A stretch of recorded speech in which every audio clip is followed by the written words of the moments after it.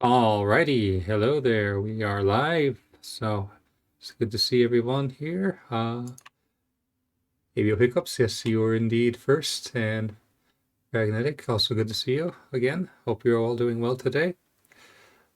One sec here. Turn on some BG music while talking. There we go.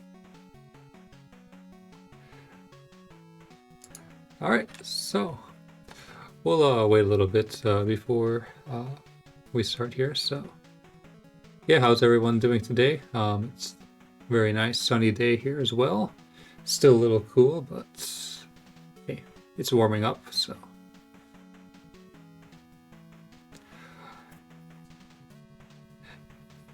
And if anyone might be lurking, last time we got around like some 30 followers. So thanks to everyone who followed, and also thanks for all the raids last time as well, in case missed that at the ending. I did upload the full-length live stream last night. 8 hours long, and the file was like 9 gigabytes, so I just kind of let that upload and then went to bed shortly after it finished.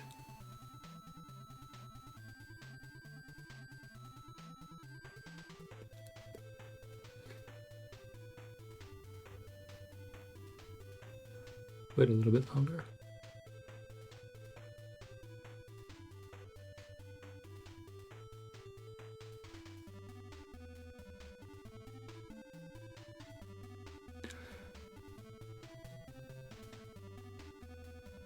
Well, I guess we could talk a little bit about what'll be on the agenda for today. So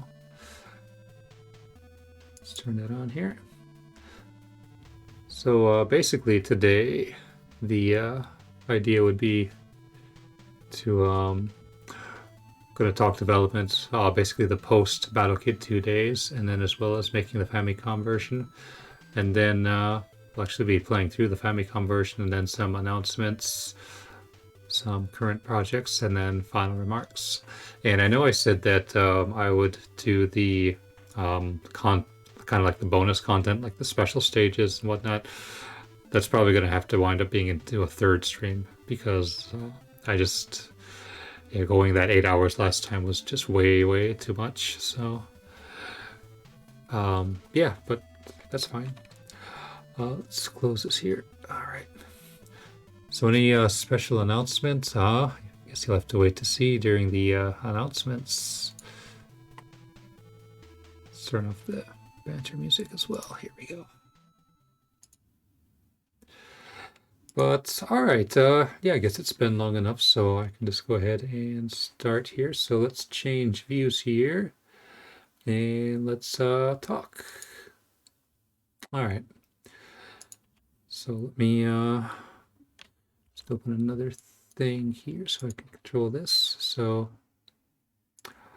all right, so the first thing I said that I was going to talk about was the post-Battle Kit 2 days. So yeah, what basically happened after that point. So after Battle Kit 2 came out, which was in December of 2012, I had actually gotten my first job here in Japan as an English teacher. And so during that time, I was, just kind of getting accustomed to working again and whatnot. But maybe around the summer or so of the following year, I was approached by a group who wanted to actually make a game. And it wound up getting released as Sydney Hunter and the Mayans' Revenge or something like that. And I ultimately didn't wind up making the game. I just made a demo for it. But the game actually kind of looks something like this. Um, and it seems like I don't actually have the current version. It must be on an old hard drive or something. But yeah, it was pretty much just a platformer, kind of like Battle Kit, although it also was going to have things like ladders, as you can see in the thing in the screenshot here. And it also had fall damage, so if you fell from too high of a height, you wound up taking damage or just outright dying. But yeah, it just didn't work out in the end. So, but it's good that it did work out for them with the other developer that they wound up getting going with. But yeah, I just didn't really have much time to work on it. So, but after that point, let's do a couple of photos here. I went to SGC 2014. I don't know if anyone in the chat here wanted to go into that, but that was the last game convention that I went to. And on the second day, I actually had a little display here, and then you can kind of see the BattleKit games on the right, and then on the left, I was actually demoing the aforementioned Sydney Hunter game. But and yeah, it was nice to meet some people and then interact with all the fans. But yeah, that was the last game convention that I went to, and that actually takes us into developing for the Famicom. So, how did this story basically come about? Well, if you look here, this actually in 2010, I was gonna say, BattleKit 1 was actually being sold in Tokyo. Basically, someone bought like some 10, 20 carts, and then he basically sold it secondhand at a dealership in Tokyo. So, and this was a photo that got taken of the display.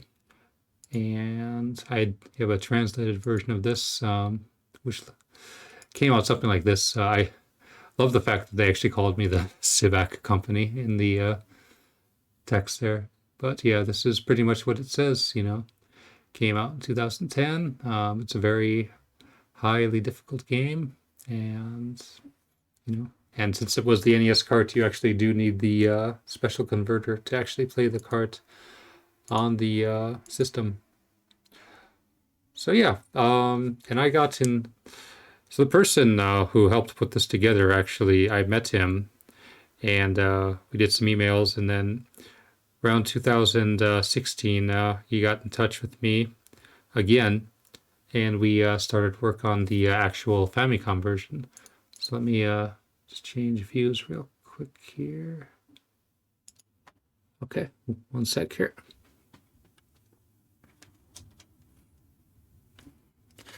So the final game came in a box just like this.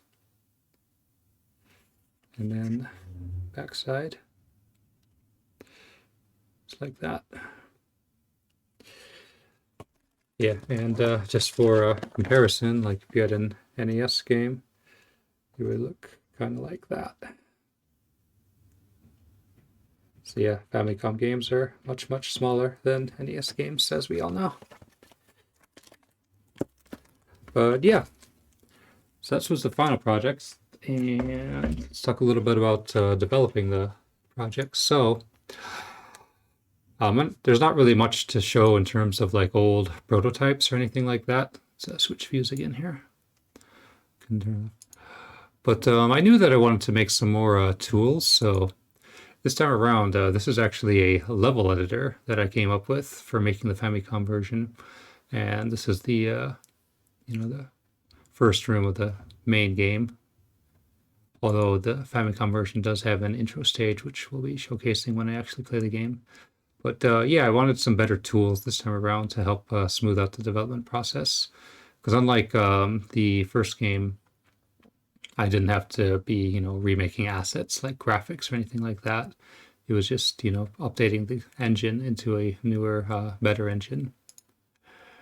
And also this time around,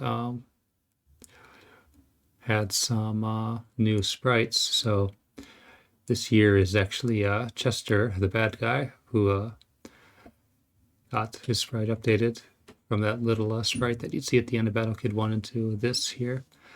And actually, I wound up drawing some of these frames myself. So it was kind of interesting to see, just how to actually go about drawing, actual characters and then animating them. Because you need that point of reference so things don't feel like they fall off frame or anything like that. And then you have another thing, which is the mini mech, which is just a mini boss in the game. Thought it might wind up having a larger role later in the game, but it just wound up being a simple little boss here, based on the super mech design, though. So, I mean, I think it came out okay. The running animation was the toughest one, I think, but yeah.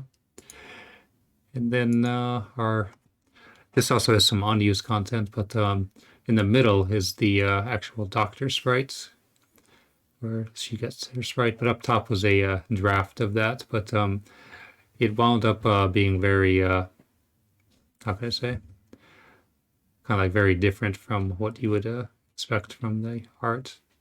Very different than the other sprites. So, and then down below is some unused content, like I was gonna have like a vending machine at some point but it didn't wind up working out. And then those little security guards down there wound up not getting used.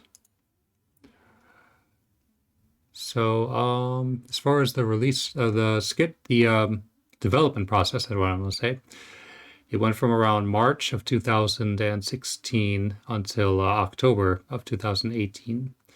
And as we got closer to the end of the game, there were some logos that were proposed. These are all some Japanese logos. The one that wound up getting ultimately used is in the bottom right there. But yeah, it was interesting to see the different possible logos that were proposed. But yeah, that's what got used. And then in June of 2018, I got a prototype card, which looked like this. I don't know why they wrote the letter M on it. And then on actual release day, this was taken on October 18th, 2018. So that's me with the actual cartridge. And yeah, so that's pretty much it. I'll show some more photos later in the thing. So let's switch views here. So yeah, I guess we could just fire up the game and then we'll talk about that. So let's see here. I want to make sure to get the correct version here.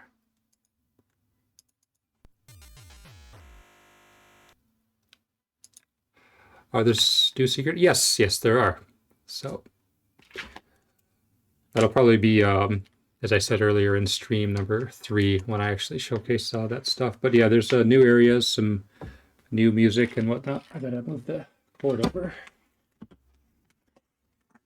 Yep, we're playing on just like last time, on a dog bone controller.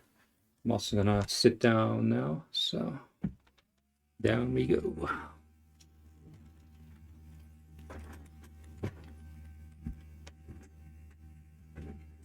And the camera should be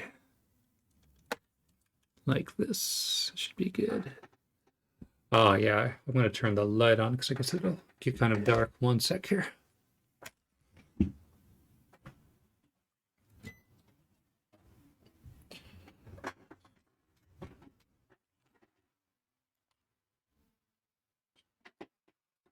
Oh, hello, Mac006. Right now, I believe you can still get it on amazon.co.jp, the Japanese version of Amazon. You will, however, need to get an actual Japanese account to do it on there. So yeah, that's the main place that I know you can get it.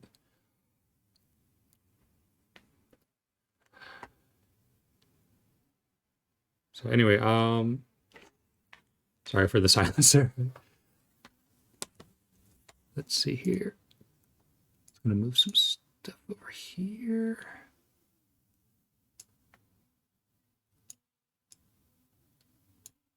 Sorry, I'm just resizing the windows on my desktop here so I can play this a little bit more clearly. But all right, yeah, let's reset this again.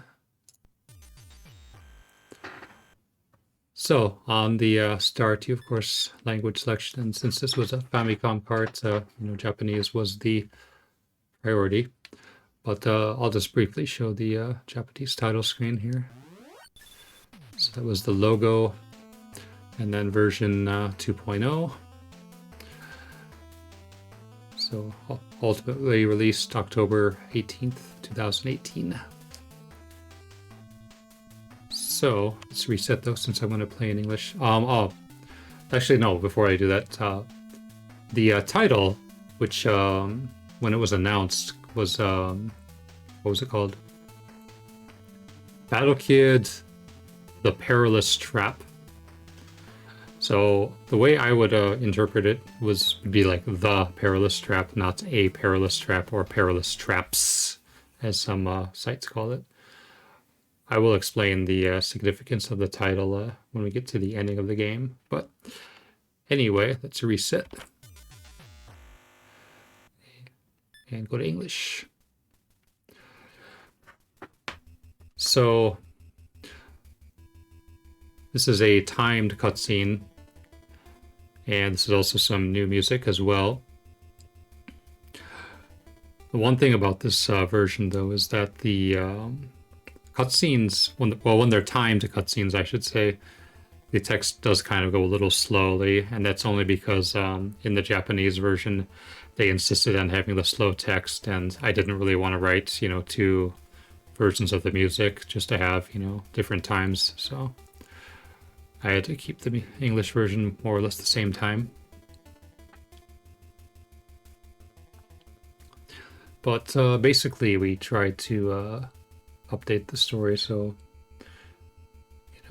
Timmy and Chester have a little bit more of a friendship at the beginning anyway.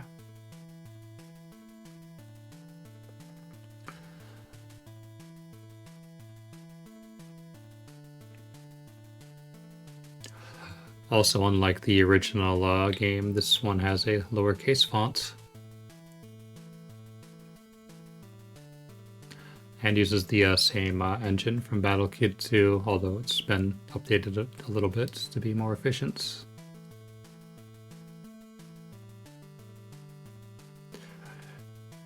Hopefully the game audio is better this time around. Some people said that it was a little too quiet last time. So if it still seems too quiet, I can adjust it.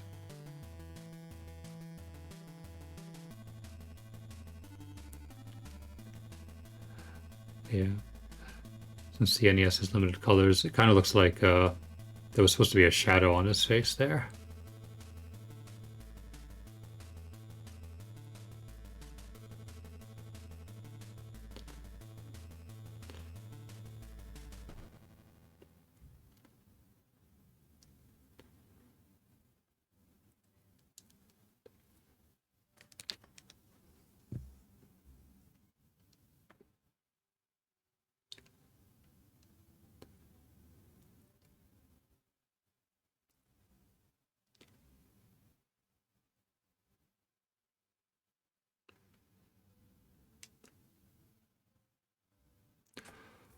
Yeah, also I'm noticing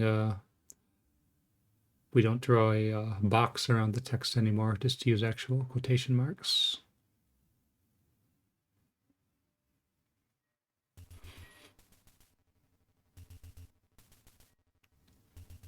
So I remember this cutscene engine,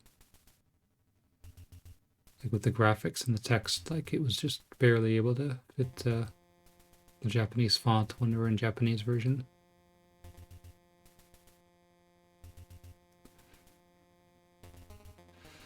So basically, Chester wanted to get ahead unfairly. Also, Chester got some new cutscene graphics. In the Battle Kid 2, you only see his one face, but here he's got a couple of different faces.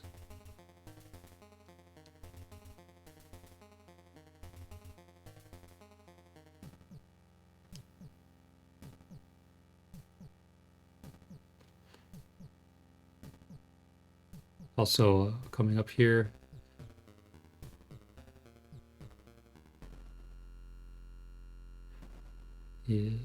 kind of like the Vile group is watching him, so they know they can recruit him. So there was just a little the Vile group theme there. But the game's actual title is still the same, in English anyway, so kind of think of it as just a localization. So, yeah, I guess we'll just start. So this time around, you have, you know, the difficulty settings give you a lot more hit points. So 7 on very easy, 5 on easy, 3 for normal, hard, which is what I'm going to be playing on. Here, very hard, you have the death limit, and then unfair as it was. And also on the easier ones, the enemies also have reduced hit points, although it varies based on the enemy. So, but anyway, we'll just do it on hard here. So this would be basically like normal in the original version of the game. So here we go.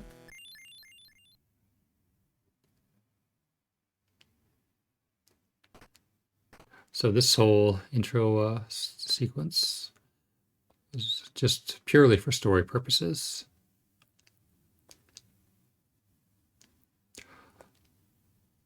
Also with the, when it comes up here,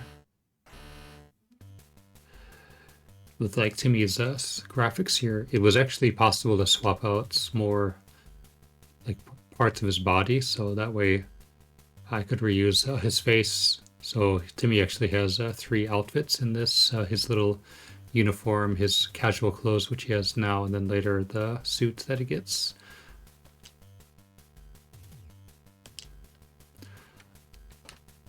So this sequence, yep, the pink suit does indeed return, and then you also get mocked for it later on in the game. So right now Timmy's in, you know, basically his civilian clothes, so he can't actually shoot. These elevators were something that made it easier to transition to certain areas. They're only used in this stage, and then once more when we get to the actual fortress. And then this is new background music.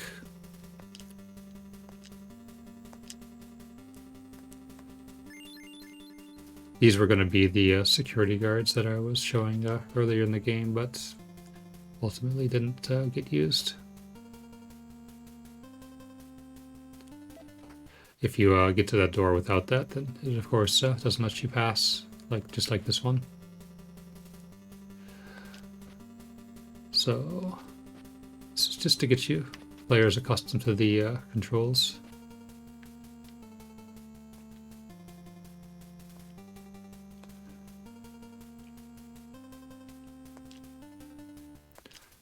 So just a moment. What do you want me to do?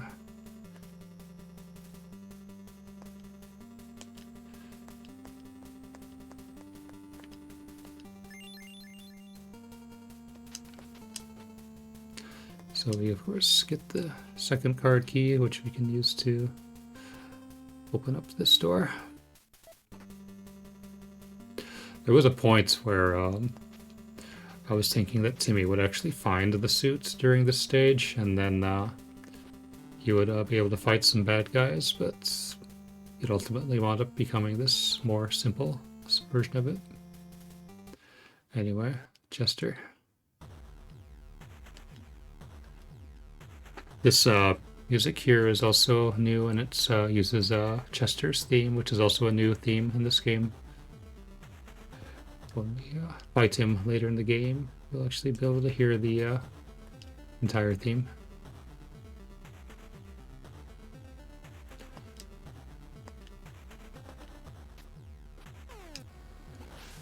And then the little transport ship there was the same graphic from the original game.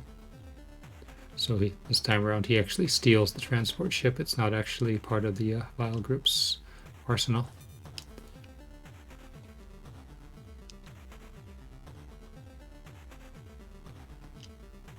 So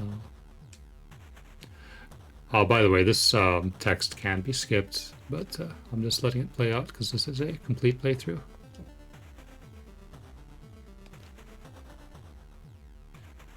So Timmy wants to, of course, go after Chester.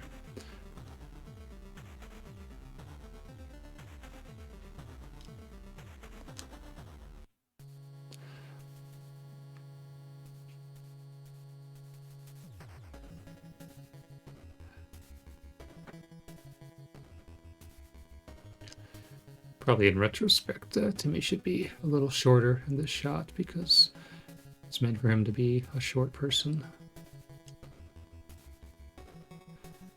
I guess we could assume Timmy is standing and maybe she is sitting. So anyway, yep, we use the Fortress Apparel, Helicop, the name of it.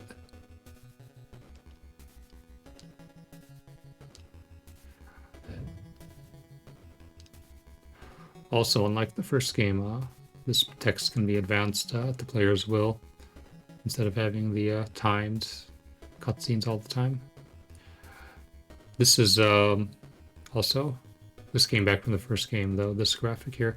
Just the suit was made a tiny bit taller to look more human-like.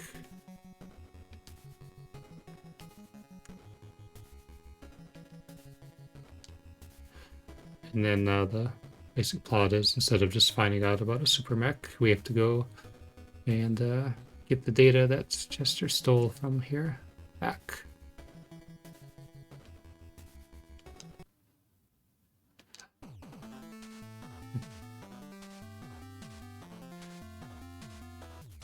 So I like that shot there, the big version.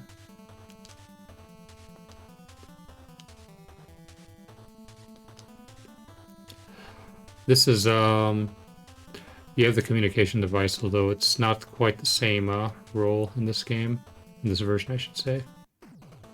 And that you don't actually get a map.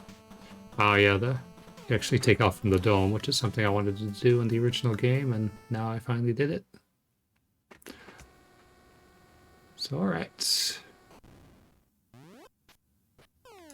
Start the timer, and here we go.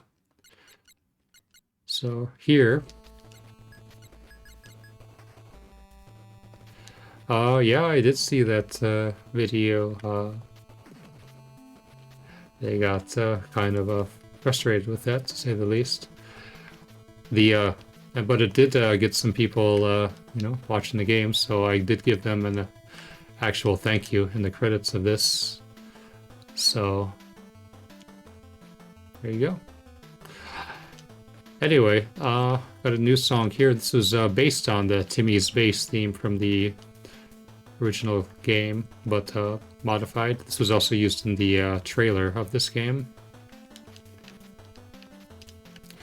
But yeah, this would be, you know, the true intro stage. Very simple. But average player should be able to get through this.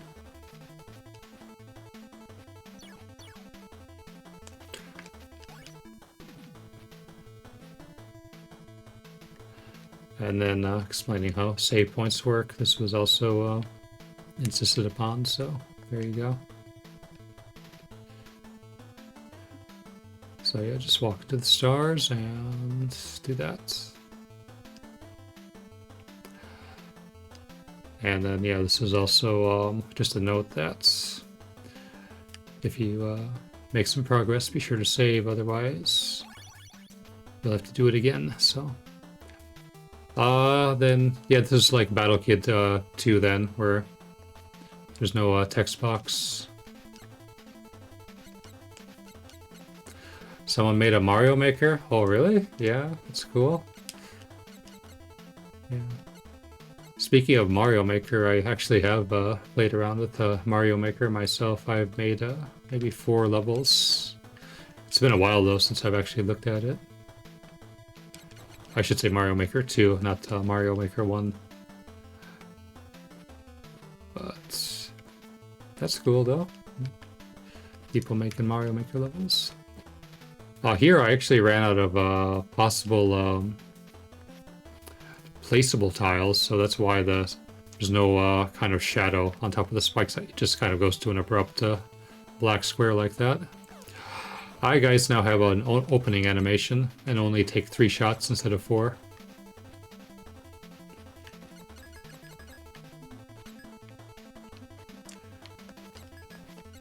Yeah, so, no, I did upload them. I think if you search for, it's either Sivak or Sivak Games on Mario Maker 2. I don't have the codes handy right at this moment, so. My favorite one was the Super Mario World one that I did, though. So anyway, here we go. Here's the first boss. Or first mini-boss, I should say. So, as I kind of said when I was showing the, kind of like the new content showcase, this guy was going to maybe have a more major role, like there were going to be multiple ones of these, and like, it was going to talk even, but it just didn't work out and wound up being a simple boss.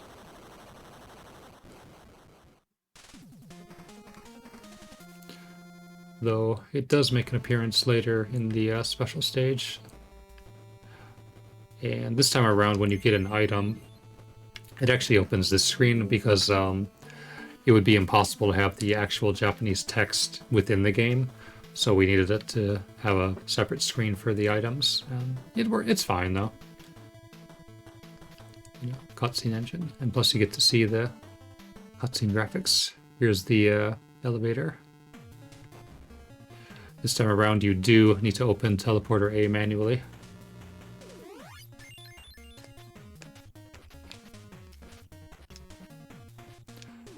And there's also no hint computer. And nothing happens if you pause and press select. So, alright. But yeah, this should be familiar to people then. This is where the original game would start, and then the save rooms have the markings outside of them. So overall, the beginning area was simplified a bit. There's no longer that little, 2x3 thing here. Just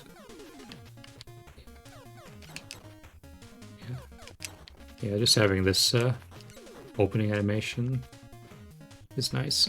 Here you actually can go up here to take this out if you really want to.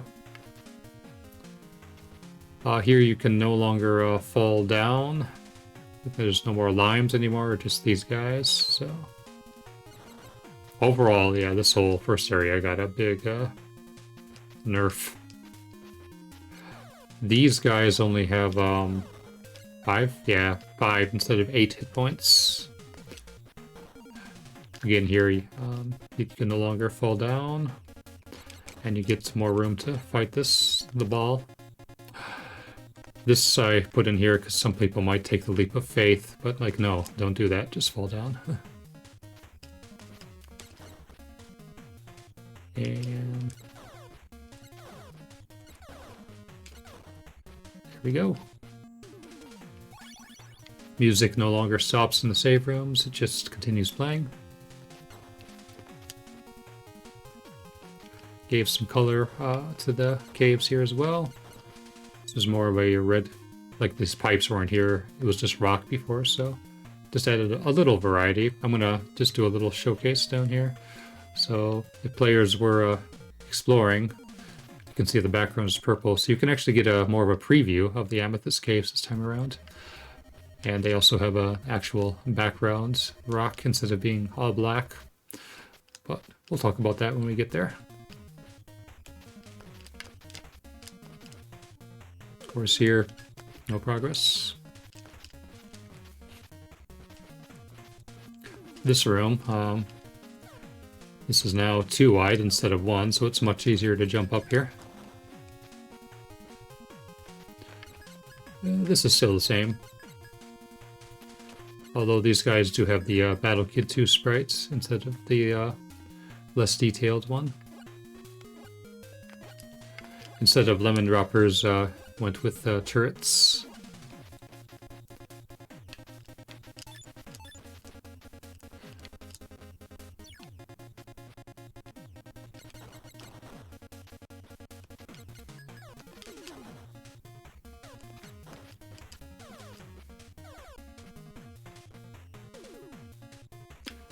The tree got added here, so I'm gonna explain that when I go outside. So apparently, when there was like some test runs of this game done in Japan, people thought this was a pit, which I really can't understand because, you know, you fall all the time in here. So apparently they thought this was a pit and then you had to go back, so that's why a tree got added here. So, but okay, you know, the more you learn. And then of course, this doesn't really get used in this game as well, but it is possible if you want an alternate way to backtrack.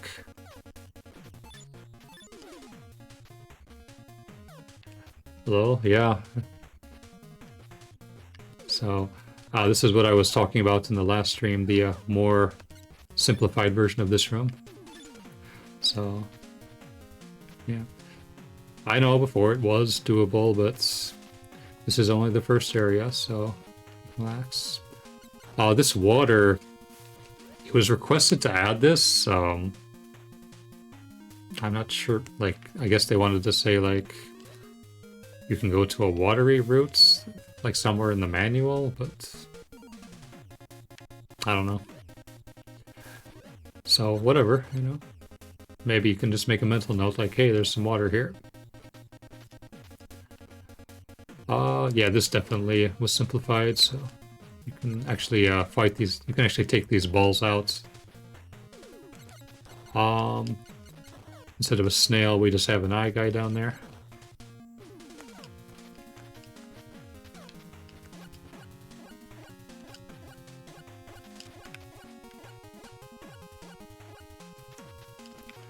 And there we go. Also, unlike the original versions, I have practiced this a whole lot more. It hasn't been several years. So this time around, the lotus, or rather the thorns, have a sound effect when they appear. And then the little vine, it doesn't come out at... what was I going to say? The vine doesn't come out at certain times, but just comes out during its own little attack sequence. So yeah, this was made a lot easier, so hopefully the Game Grumps could beat the boss this time around. But anyway, I'm doing this kind of the slow way, just to explain things. Here we go. Yeah, the save room theme is gone. I mean, if you liked it, then, you know, sorry about that, but... I think more players just prefer, you know, having the area theme continue. Did I give the Famicom version a... no, I haven't seen him since SGC 2014.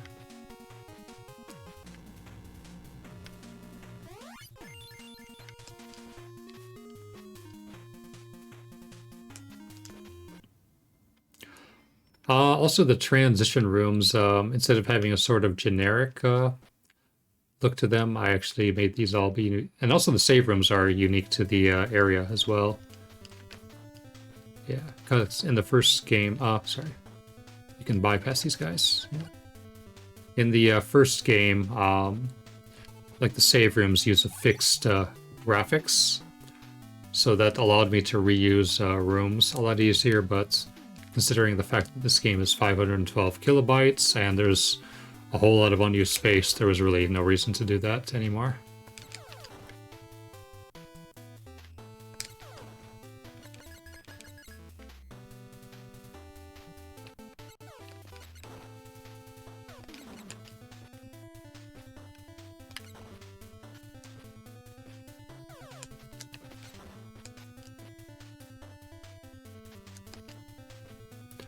So high jump.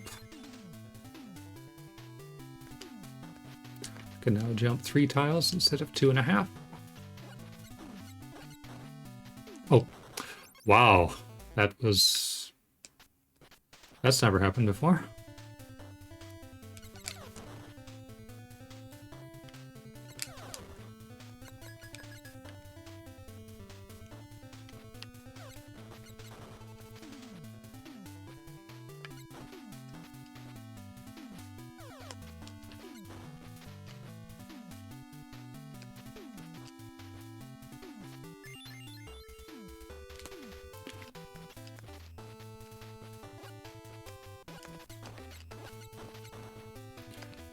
There we go, the correct solution. Yeah, I thought you could do that. Okay.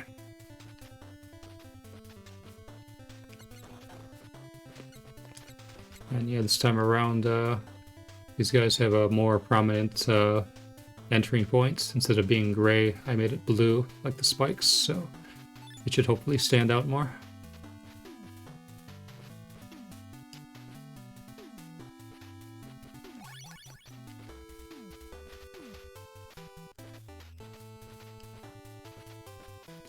And then this time around, the fireballs actually have animations. And the sprite has been redrawn, so this is actually... If it's not the same, it's very close to the fireball that the Super Mech shoots at you.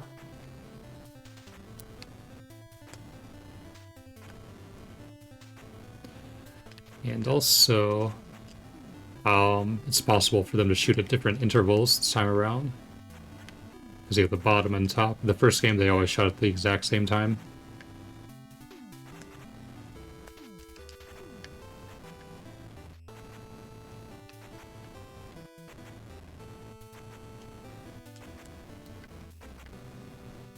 Okay.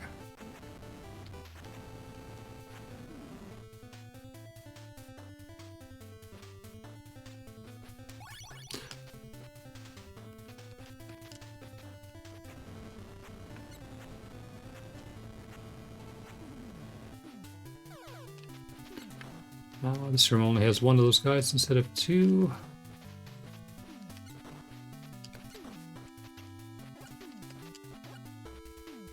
Also, these guys can move at different speeds this time around. Instead of moving at 1 pixel, they're moving 2 in this case.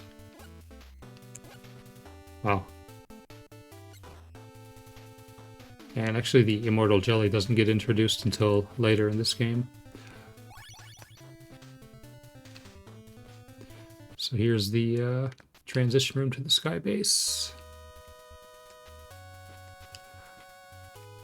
This music was changed a little bit too, instrument-wise, which you'll hear a little bit later. Also, the fans, unlike the first game, the fans can only push you if you're in their line of sight, not out of line of sight, like this.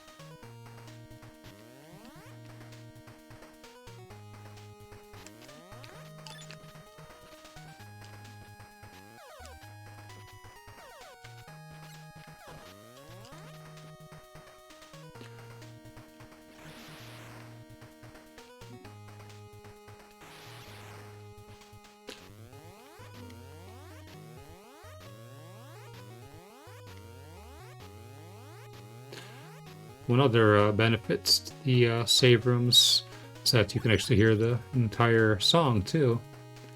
So it doesn't interrupt the song for the save room song. Oops, what am I doing?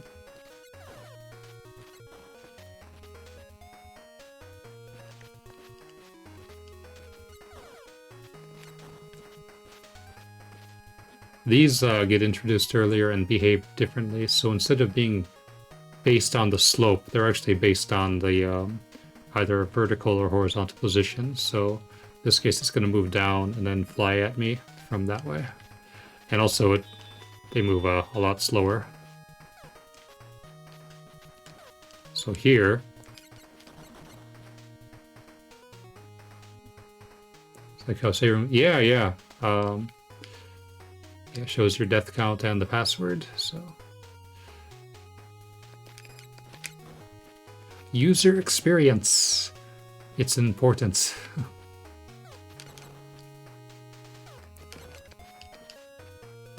Also, this time around, the sky darkens a little bit. So it's this mid-blue color. Famicom card will work on North America console without modding. Yeah, if you have a pin converter, it should work, because it uses the same hardware as BattleKit 2. So it's a very basic chipset.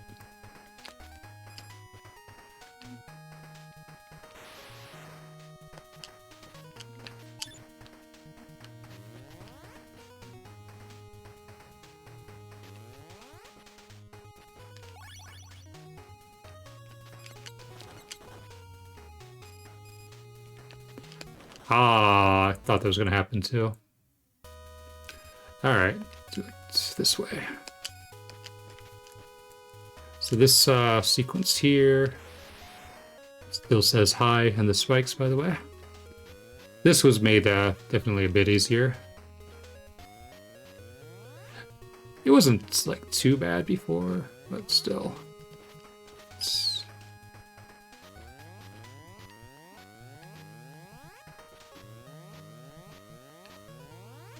Yeah, those homing drone bots are definitely a bit slower this time around.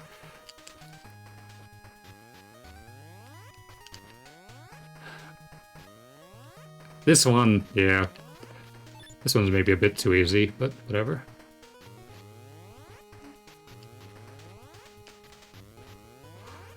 Here, yeah, I kind of like... I actually like this save room the best, because it actually looks like you have a giant star out of here as well. But anyway.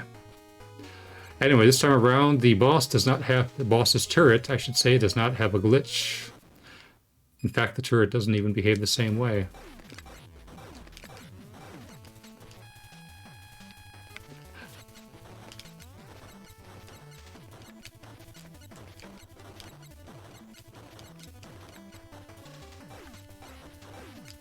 And also this time around, he actually changes colors, not just the eye, but the entire body changes colors. So it's still a fairly simple boss, but...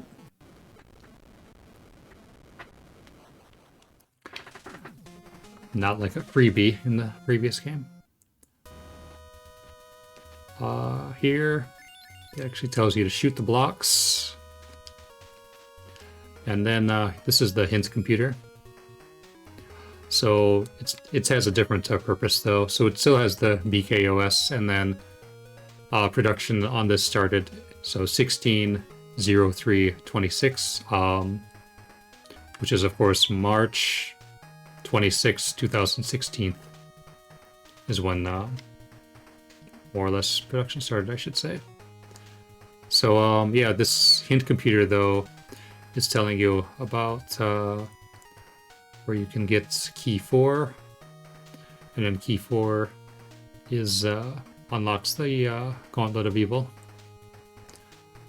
So basically 2 leaps of faith from where the grass should not grow. And there was actually going to be another Easter egg in here, where if people remember the first game, you could actually walk through the wall, but it had to get taken out because what it was going to be, it was going to be actually an HP upgrade. There is an HP upgrade later, but the upgrade is only for normal or easier. On the higher difficulty, you get something different. And it's not an upgrade. It's kind of a taunt. So I'll show it later, but I won't actually get it. Or maybe I'll get it. I don't know. We'll see.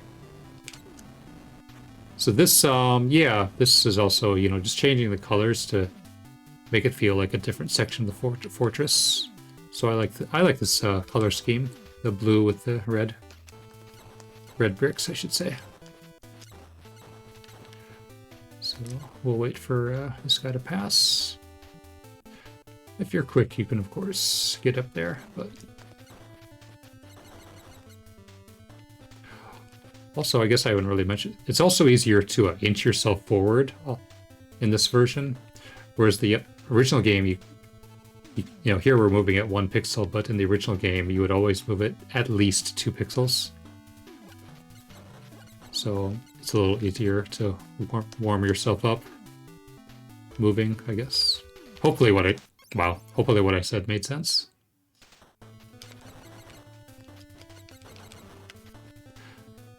Anyway.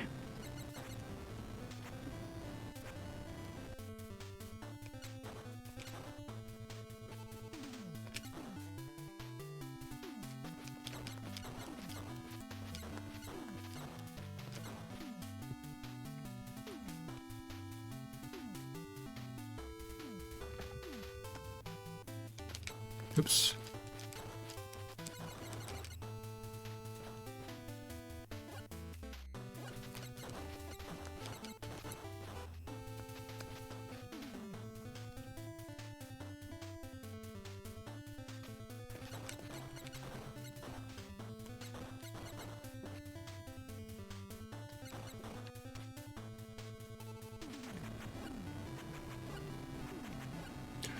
So I just, I don't know, I threw in a random turret instead of a fireball to make it. I don't know. I was thinking.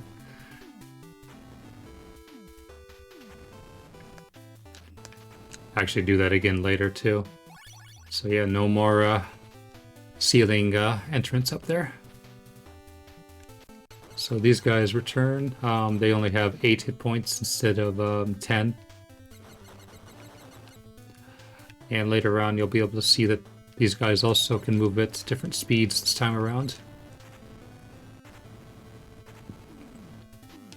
So here you could actually... You can jump past this guy if you're very careful, but I'll just take him out.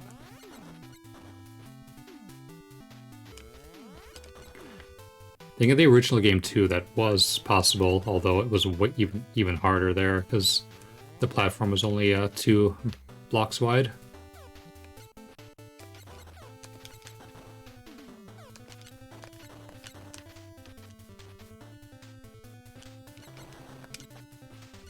Actually, what am I doing?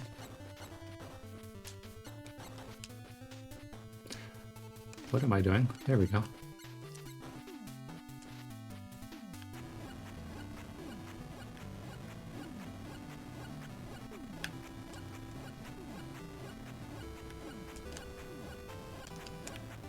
Yeah, here though, the different sound effect I think helps you visualize your projectile a bit more.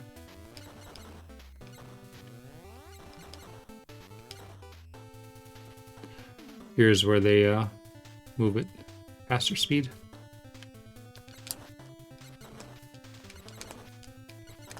So just a matter of juggling. And there you go. Just like before, don't rush into this realm.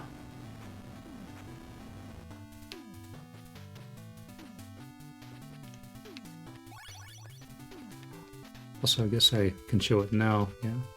Feather is still out of reach. Oops, where am I going? Yeah.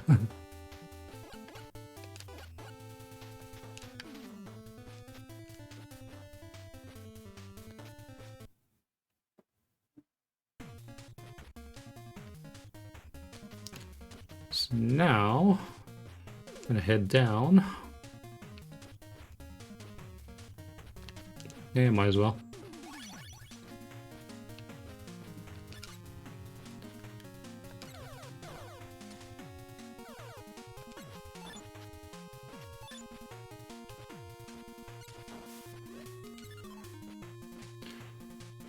So, like with the Amethyst Caves, you can also get a preview of things to come.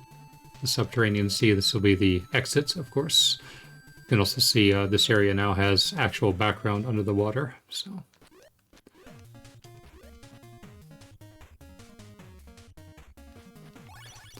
And speaking of background under the water, hey, look what we got this time around, too. It's not solid blue anymore.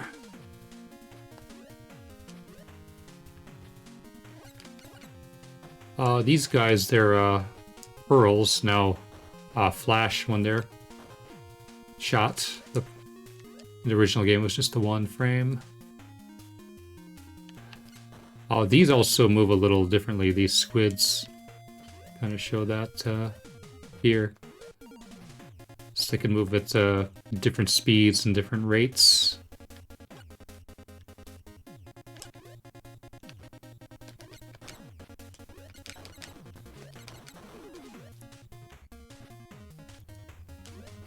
Yeah, here's almost like a mini puzzle.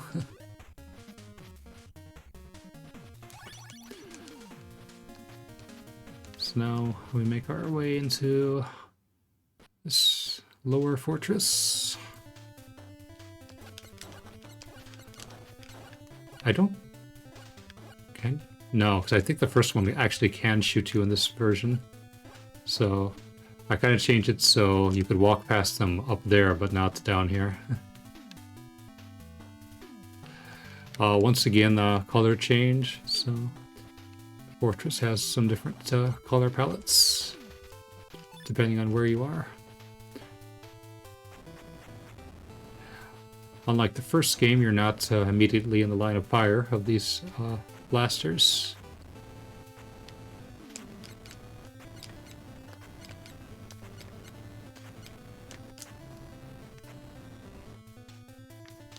This room, okay.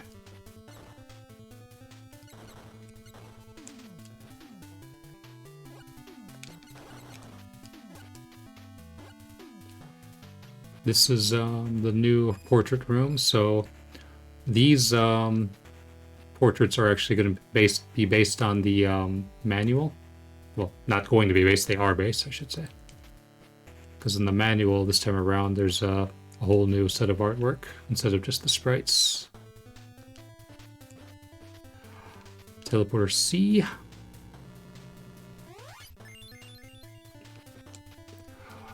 Hello, EC Myers. Good to see you. Thanks for the happy anniversary, and yeah, thanks for coming in. Hope you're doing well today. So yeah, this is the Famicom version of Battle Kid. So yeah, this is now, speaking of new content, this is entirely new. Up there, by the way, is what I was talking about with the if you're playing on normal or easier, then there's a life upgrade up there which you can get after you get the double jump. But here we go. Here's our new fights with Chester. Hello, Reach and Touch. Thank you for coming in. Oh, sorry, Reach Out and Touch, not Reach and Touch. Reach Out and Touch. Thank you. So yeah. Chester decides to fight you at this point. And we're going to be hearing one of the new fight musics.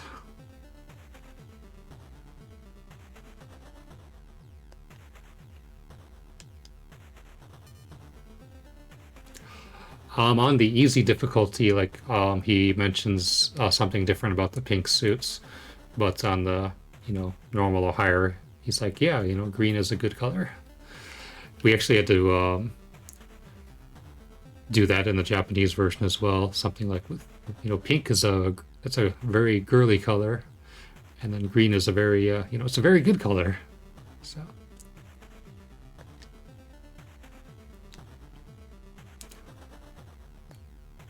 Anyway, so he's also a bit less cocky in this game than he is in Battle Kid 2. Anyway, here we go.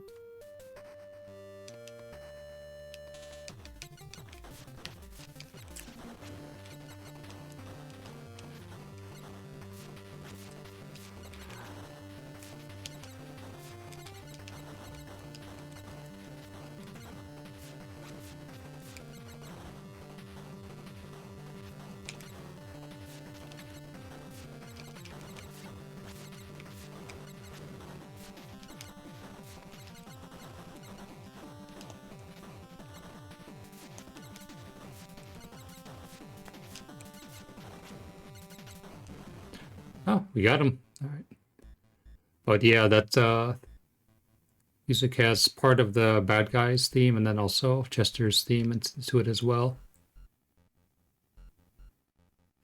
Oh yeah, this art is from it's from the same artist who did the art for Battle Kid 2. So like Timmy is the same. Timmy gets some new face sprites in this as well.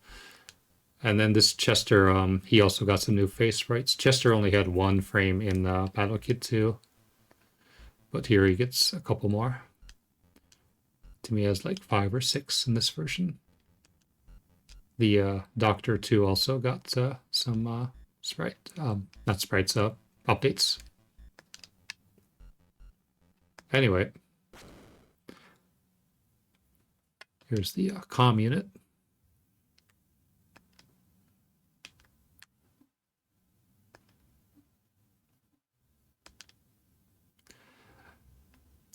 Yeah. On Easy 2, I had to make sure all this cutscene art had the purple and pink versions of the suits. So like there, it would be a purple glove holding the comm unit. Like here, Timmy with his eyes closed, that's a new portrait for this version. Alright, let's go save, and then we're gonna go to the Hall of the Colormancers. So thus far, we have died 3 times, all of them very stupid. So here, it might not look it, but they move in a, what do you call it? A much better circle. Did you use assembly? Absolutely. Good old 6502 assembly.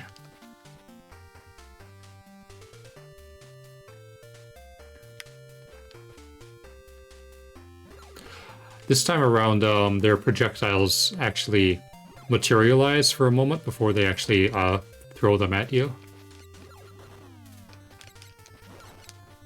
So hopefully that was good for players, especially if players had some issues with colors. Like you can see the star appears right up before it falls.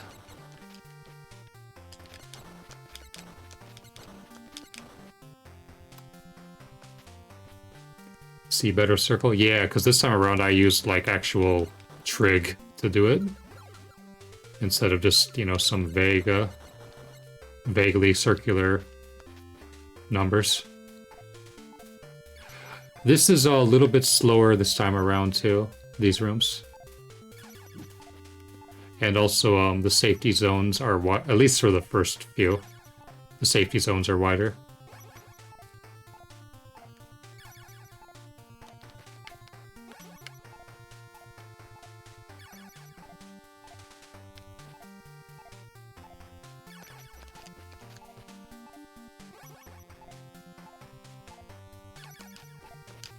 You also can skip some sections of this if you're fast. I'm just gonna, again, we're gonna be safe.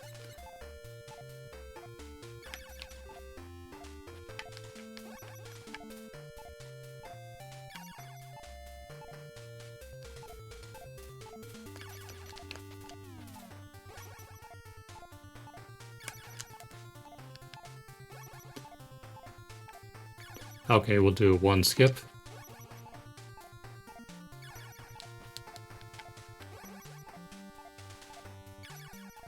How did you decide what changes to make? 1 sec here. Let's get down and save. Mostly, yeah, based on feedback, watching people playing, yeah. And just overall, just kind of like the feeling of the game at the points.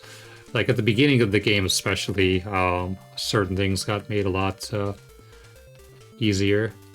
Because there's no real reason for, you know, the beginning of the game to have such an oddly high difficulty.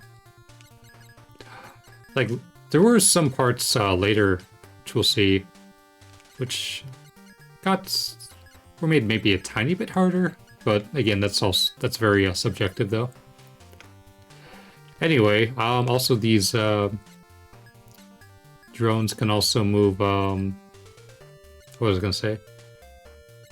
Like different radii from their source, so like you can make these kind of drone bars like this, which I also do this in Battle Kid too at some points, but it's also possible here as well. Yeah, like this room. This is a new room.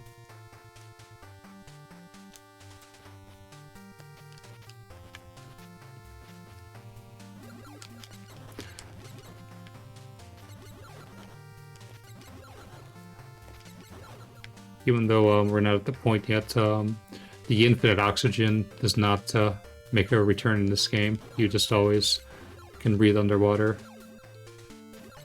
So the Waterfall Temple is going to give us Key 2. So yeah, things like that needed me to refactor the map. Oops, there we go.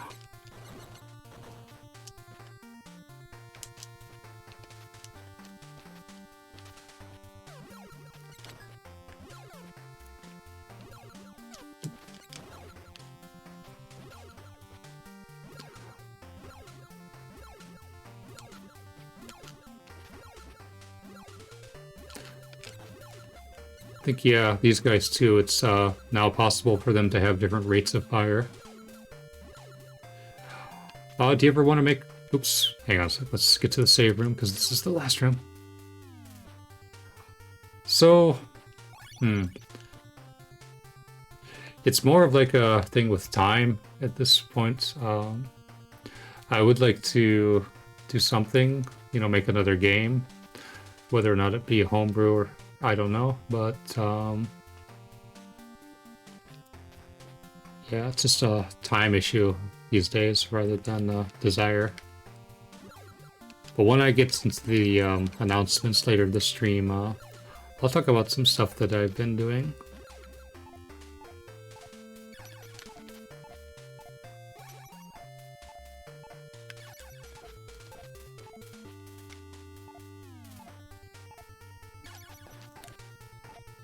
Okay.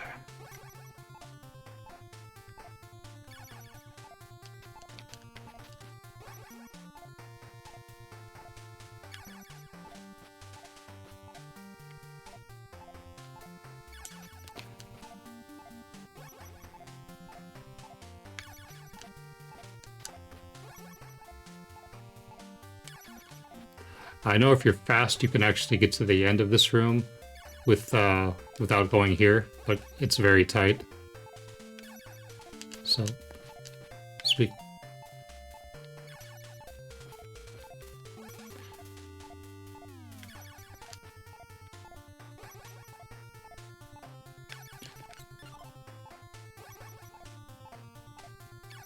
Yes, announcements.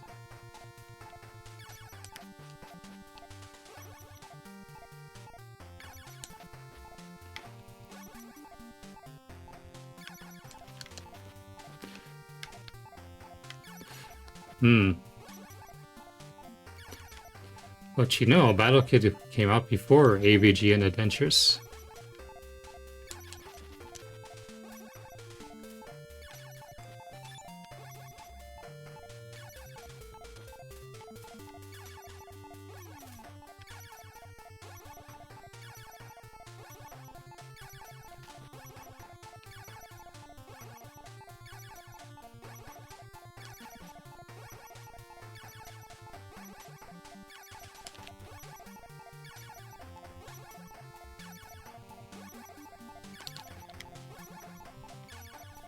Alright. Anyway, before we go in, yeah, so as far as the tentative schedule for today, I'll put it on screen here. So basically, we did a little talking development. I might do a small recap of talking development afterwards, because this is going pretty well. But yeah, then right now we're in the second part of this. And then afterwards, some announcements, current projects, and final remarks. So that's what's on the schedule for today. Anyway, speaking of simplification,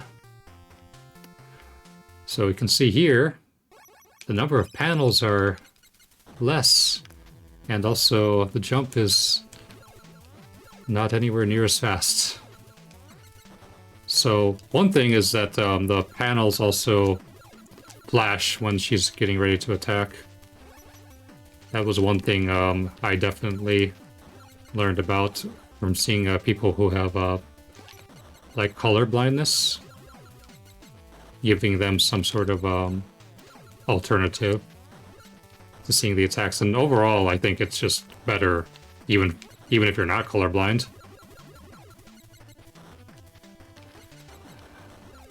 This is the only boss, though, that does not change color as she gets weaker.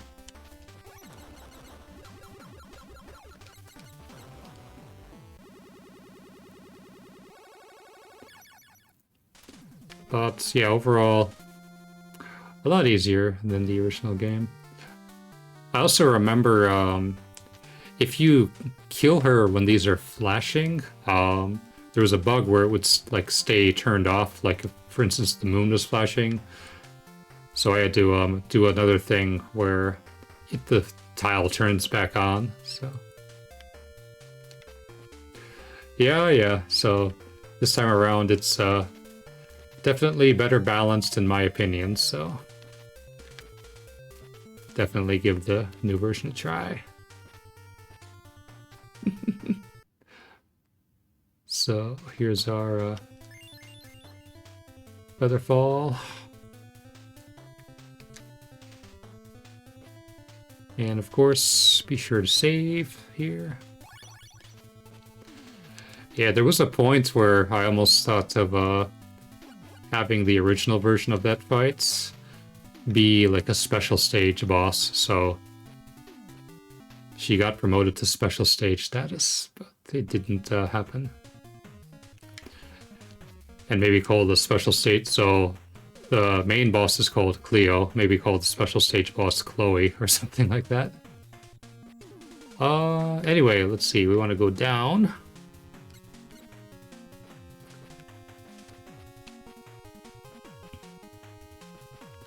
Oh, save please, thank you.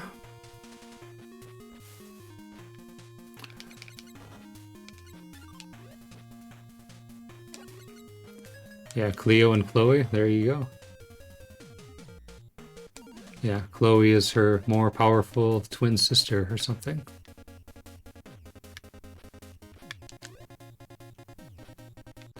And also in that fight, it's only the attacks that the Colormancers. There's no red, blue, or yellow Colormancer in the as a regular enemy.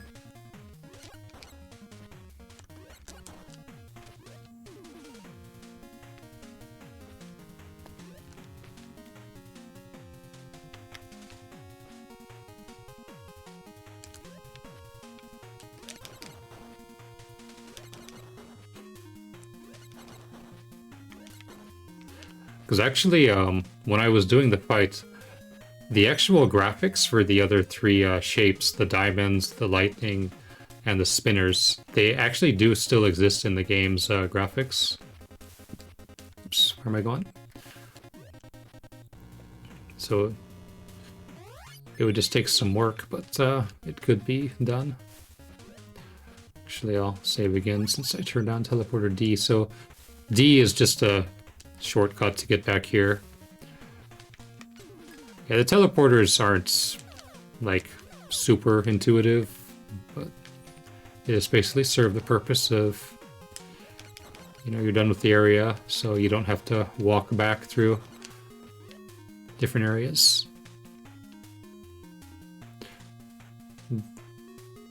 What are we doing? Here we go.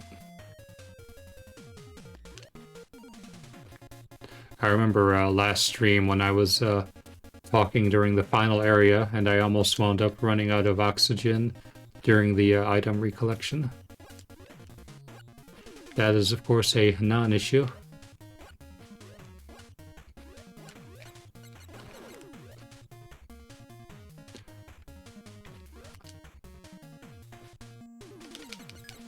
I think, though, it's still kind of a bad decision, but that these guys are...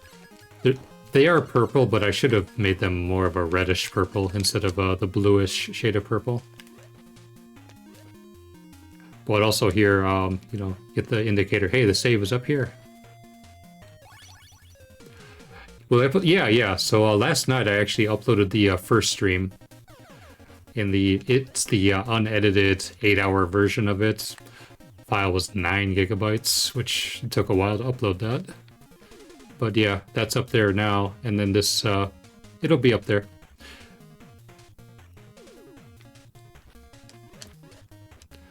The link should, it should be flashing in the bottom bar. So youtube.com/SivakD.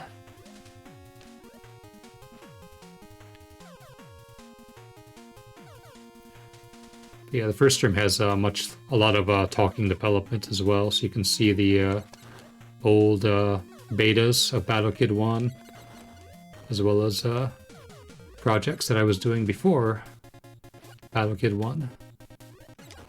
And that was bad. But we did go quite a while without a death. That's...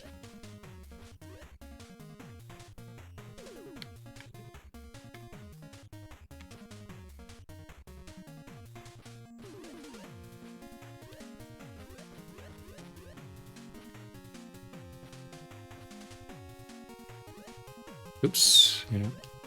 Actually, you can just go. Yeah, what was I doing?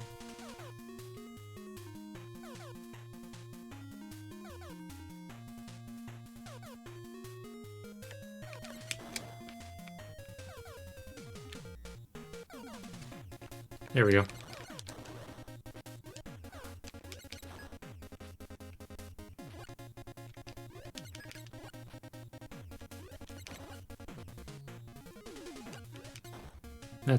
That's how you want to do that. Instead of balls, we got squids, which is a more appropriate enemy for given our setting.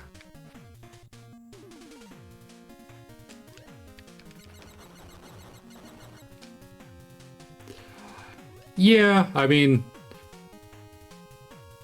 I will say though, like, I have practiced this a lot more. Like the last stream, probably, the reason why it took so long is because I hadn't practiced the games in so long. You know, because I was so used to this version, especially.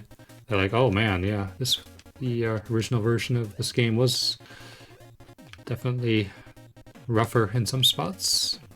This room, this was a very common one. Like when people jumped into this room, they would immediately hit the spikes. But hey, like, okay, I watched your streams, I got your feedback. We definitely needed blocks, so now you have blocks, so you will no longer hit your head on the spikes anymore. Now you can certainly fall into the spikes if you want to, but you won't hit your head. And... okay.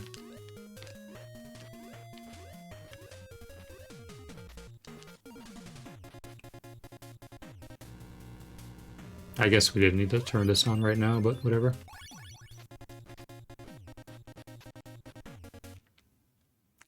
Yeah, overall though, I feel like this version especially is way more polished than the version 1.1.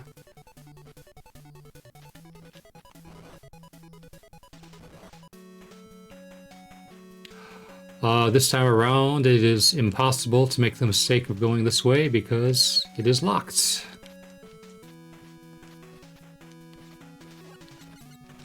Oh, jeez, I missed my mark.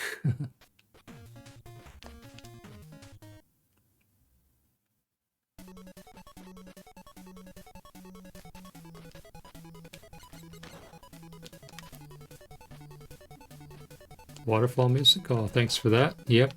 It's a song written way back in 2002, which I made into an NES version. There we go.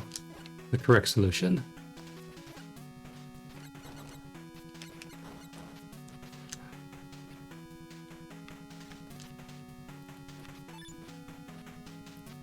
Ooh, I almost thought I was gonna miss that.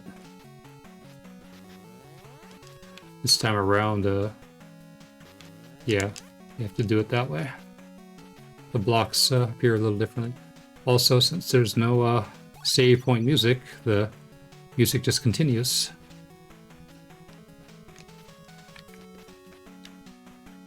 One, 2, 3, 4.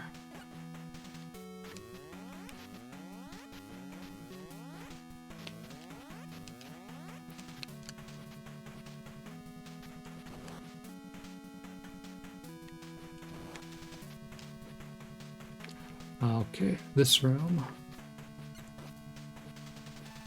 Probably should have made these guys be a color other than blue, but whatever, you can still see them.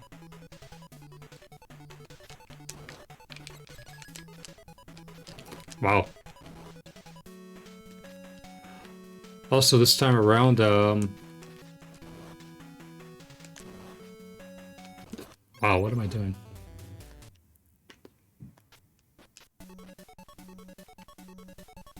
Got the game from Play Asia? Okay. Yeah, a sec here. Let's clear this room. So I got the game from Play Asia. The one you go, alright, next. Nice, nice. Yeah, please do. Hope you enjoy it.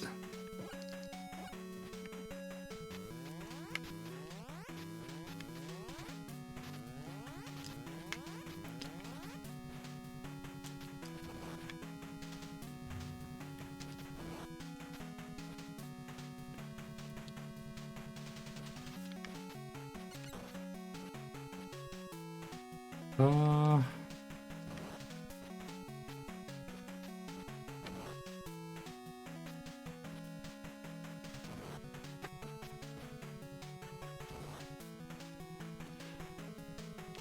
That's what you do? Okay. Oh. I am forgetting the map. Wow. I may have made the map, but that doesn't mean I have to remember it all the time.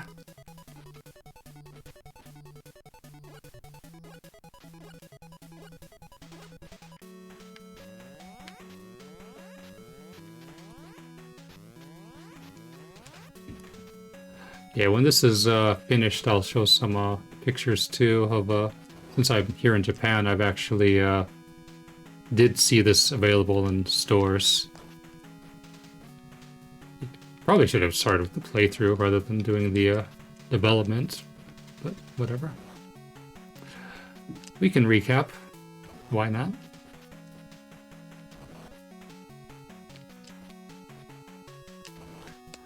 Oh yeah, that spiked crusher down down below. That's actually a Battle Kit 2 thing that made it here. So in the original version of this, they would only move horizontally or vertically, but that one down there, which points in all the directions, it can move in both. So here we go. This is where we going. Trigger, please. Trigger, please. Thank you.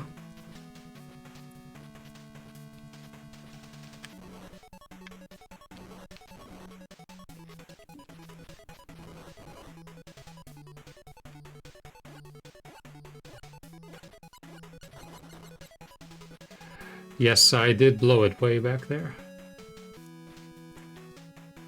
You didn't get to play this version? Well, be sure to stay around for the announcements then.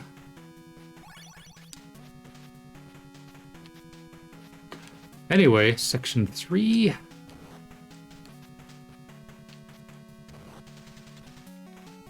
Or if you can't stay, then just watch it later on YouTube.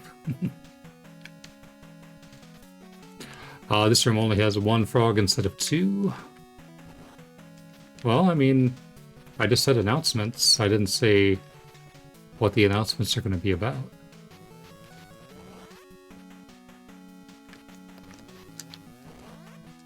Okay. This room doesn't have that drone that you have to trigger. Oop. I keep missing the frog. Here, we'll do it this way. Yeah, there we go. What color? Or what controller? The dog bone controller, which you can see here. Yeah, I've had this controller for a while.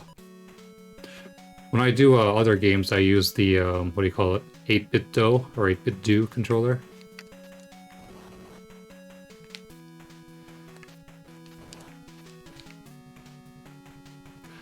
And this was also, yeah, like the waterfall, kind of like the source of the waterfall now.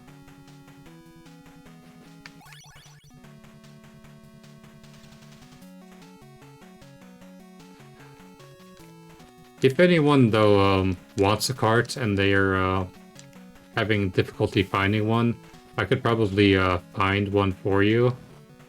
And maybe we could arrange something, but... I know, I might open a can of worms by saying that, but I could probably help with that.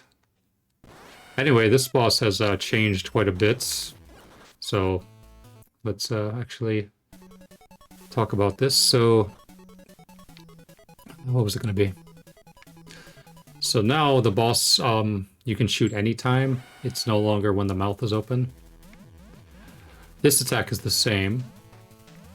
Oops, what am I doing? But definitely this boss is a lot more challenging this time around.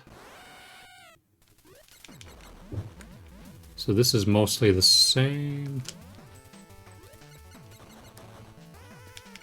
Now, boss can summon the mini versions.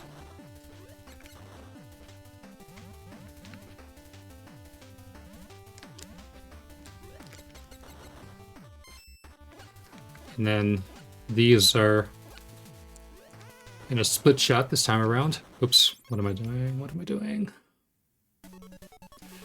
Yeah, I think the one I have is called like the SN30. It looks kind of like a PlayStation controller, but it has the Game Boy color scheme to it. Actually, I guess I can reach it. One sec here. Take my headphones out.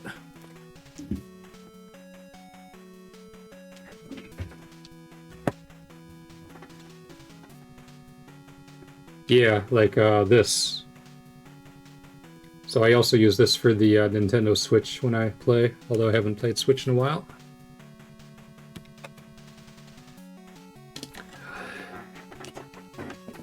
Anyway, let's continue. Let's actually get a victory this time around.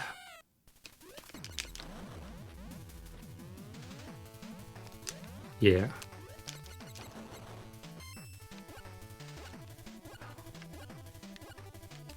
Also, this time around, the aiming bullets use the Battle Kit 2 logic, so they look a lot smoother. The first game used some really weird math, which got the job done, but it was kind of buggy, actually. In that the closer that a bullet moved to 45 degrees, the faster it moved. And I remember with that logic, if a bullet wound up moving at 45 degrees, it would basically be moving at the square root of 2 times faster than it's supposed to move.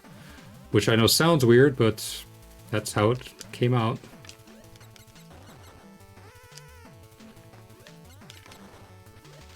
Here, make sure not to use your feather as you fall.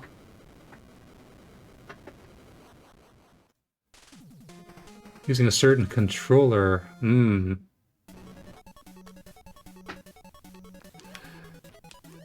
Yeah, I don't know about that. Is it like original hardware? I mean, does the controller, you know, work well for other games? Oh, with the AVS. The AVS. Sorry, I misread that.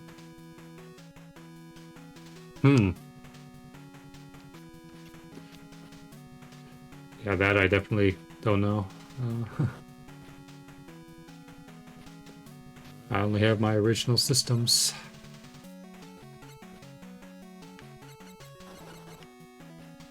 Did I forget to save? Well. Ah, you mean... No, like after the boss, you can drop down and then save down there, yeah. Actually...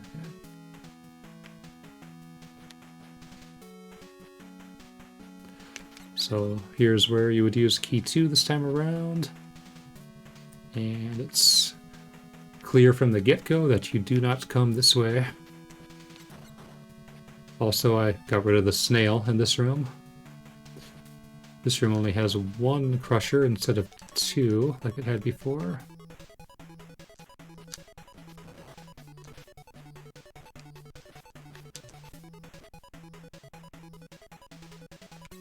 Oops, I had him that time too.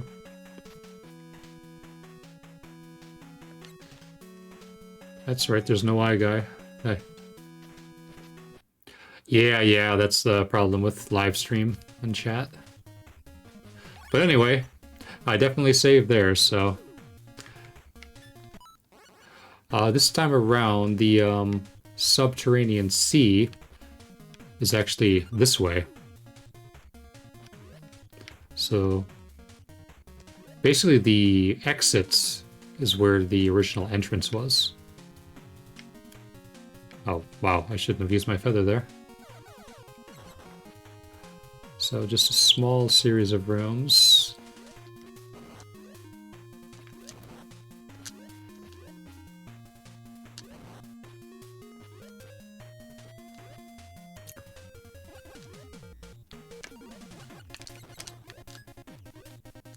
And so this is the new entrance to the subterranean sea area. And also, because it got moved, the map has also been flipped to compensate. Because originally, like this room, you would walk, you know, from right to left, or sorry, from left to right, but here it's right to left. These fish are now animated, and their movement is also, you know, more arc-like. Again, using the proper math. And also, they spawn at fixed intervals, unlike the first game where there was some oddity with the spawn timing of them. They can also have different speeds. Here, these guys, their shot actually moves out in a more like if you were to draw a circle around these bullets, they would be along the circle instead of moving at a fixed vertical or horizontal speed. So yeah, I use more correct math in Battle Kid 2 and especially in this version.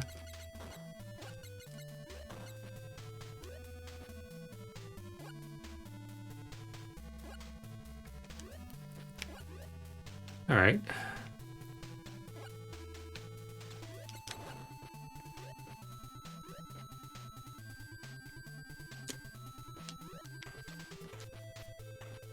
So this is this takes you to the exit.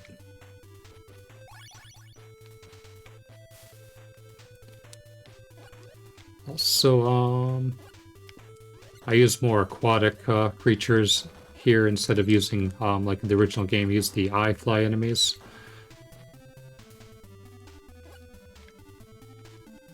Ooh.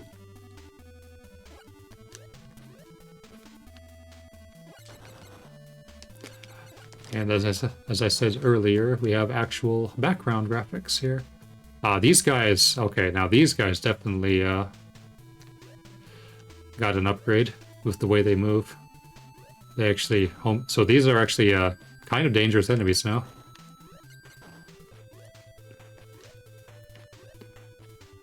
My brother wants to know what's the deal with it was an enemy idea that got submitted way back when, and we liked the idea, so we just stuck with it. The original sprite was a little weird, and it got redrawn. But yeah, someone just said, you know, shotgun snail. Like, okay, cool. I'm down with that.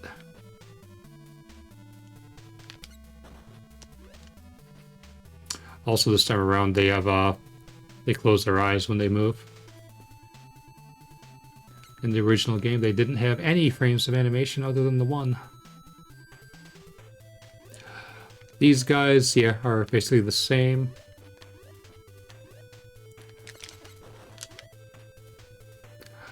I guess I haven't mentioned it yet, but this game obviously allows for many enemies to be spawned in a screen. The original game had a limit of only 3. Yeah, no, the original game especially was, it was on a forum, so there was a lot of talk about things. I mean, even things like the title of the game, like way back in the early days, the game didn't have a title. And in fact, the source code, it's still called I Want to Be the Guy. And it got the title well after the fact.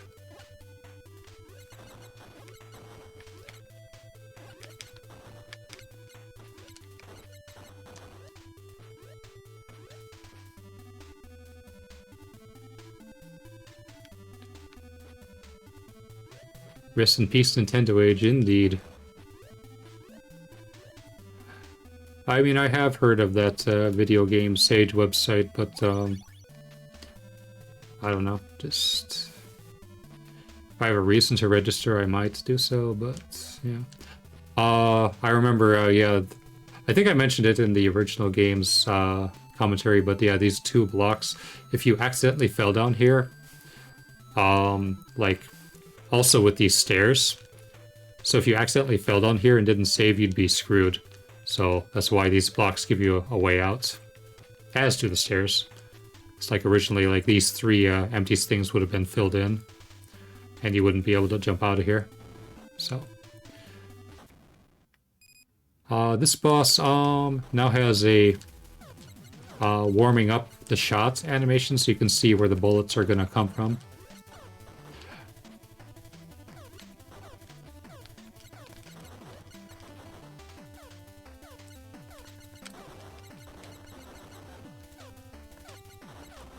They still go counterclockwise, though, in the order that they shoot.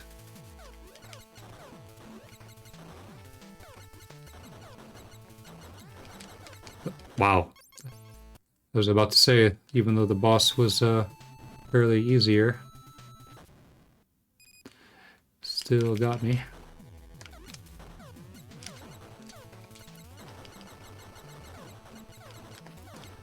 But yeah, the general strategy is just try to get them into the cracked status. Wow. I need to actually pay attention. Get them into the cracked status and then take out one side and then take out the other side.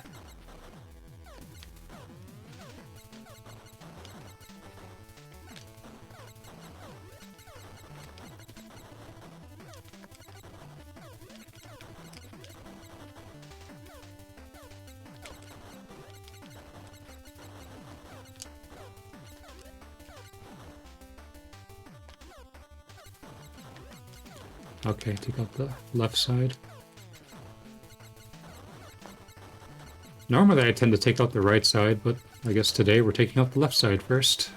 Because why not? I want to be the guy. Oh, yeah, that sure is. Yeah. Plus 1700 clear.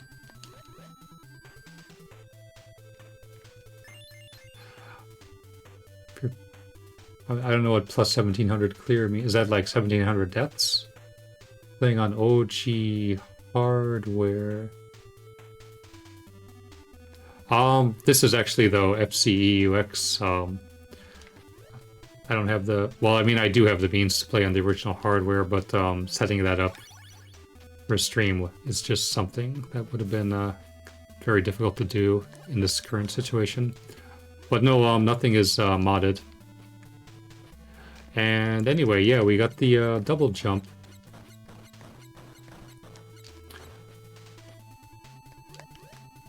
So, yeah, it just behaves just like...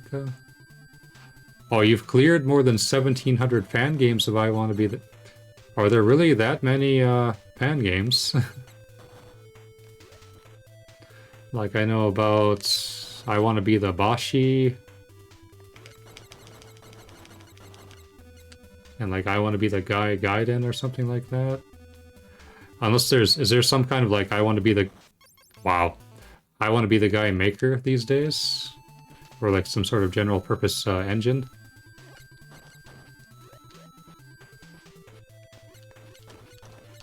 Because yeah, I couldn't imagine being, you know, multiple thousand of anything without some sort of source to work with.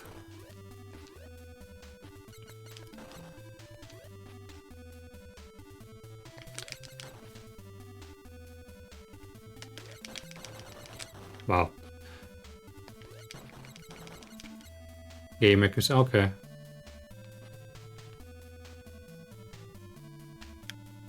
There we go. The correct way to do that realm.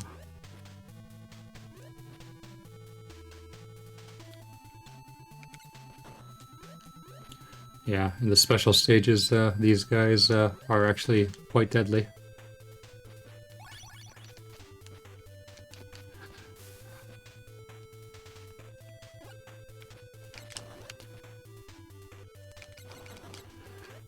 Yeah, I was considering doing the fan game today, but I don't know if I'm gonna because of today's schedule. So originally my plan was to hang on, let's let's make some progress. Here we go. That's the same spot. Like the original plan was to do, you know, talking developments, and then the original 2 versions of the games, then have the second stream with some more development, and then this version. And then I was also thinking of doing the special stages and then fan games. But the first stream wound up being like 8 hours long, which obviously is not going to happen here because, you know, we're well over 50% done with this game. But yeah, there's other stuff that I think I want to do today, so I'm thinking I will probably do next week as well on Sunday, so we could maybe play some special stages and then maybe check out the fan game. But yeah, we'll talk about that more when we get to the announcements. That's what I'm thinking, though. Yeah, just wait for the fish and go. Oh.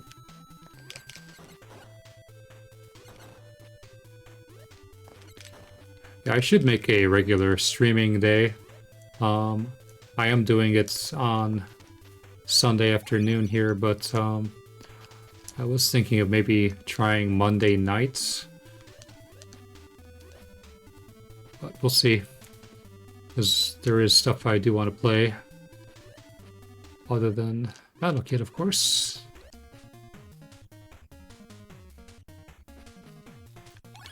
Alright, so next is the Amethyst Caves, which we can conveniently access here. So just like the first game, we need their double jump and feather to get in. And here we are.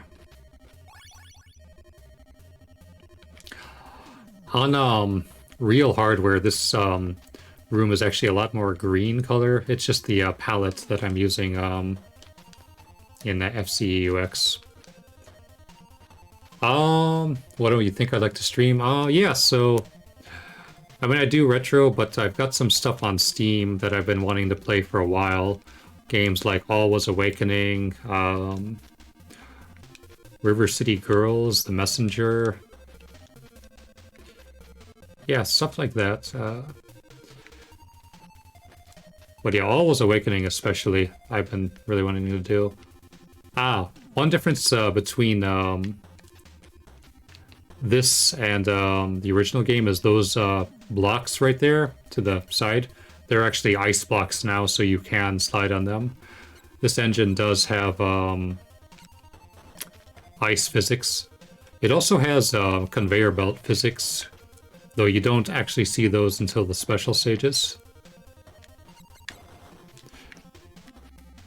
And it's also not used, but the wall grip also exists in the code, because this was at one point just going to be a general purpose battle kit engine. But yeah, wall grip does work. Wow. Also, in the original, this room was completely empty, so I added enemies to it. Yeah, it's funny you mentioned the NES version of All Was Awakening. So they contacted me about maybe doing that, but ultimately I had to say no because it was just, I wouldn't have really had time given to commit to a game, given my schedule.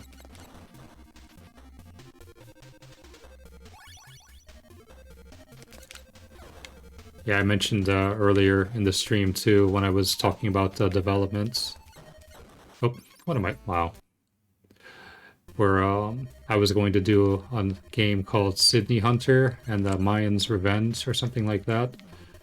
But ultimately I had to wind up quitting the project because there was no time to work on it.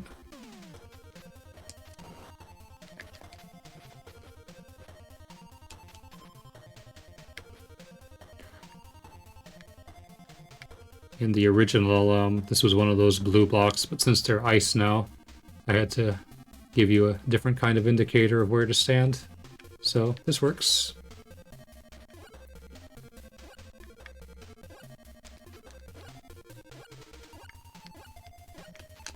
Oh, wow. I think this room gave me trouble last time, too. But Yeah, I mean, a few rooms here were made maybe a tiny bit tougher. I don't know if it comes off that way on stream or not.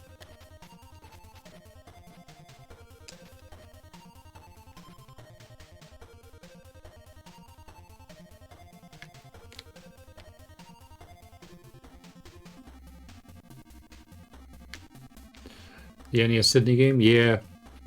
I think they even uploaded an old beta video where you can hear the Battle Kid 2 music playing. Because at the time... There we go. At the time, the sound engine was there, just no actual music was done.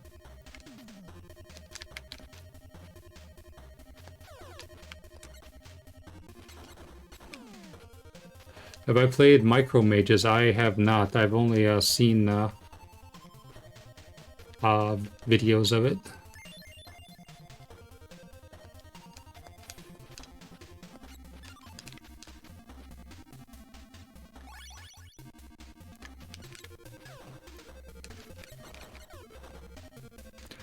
One more shot. There we go.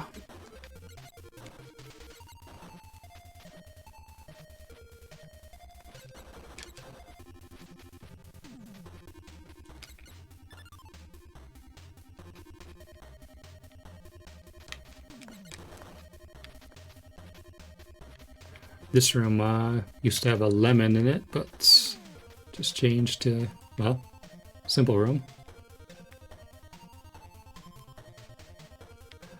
No more disappearing blocks here. You have a visible challenge this time around. Ah, I thought I was too slow, yeah.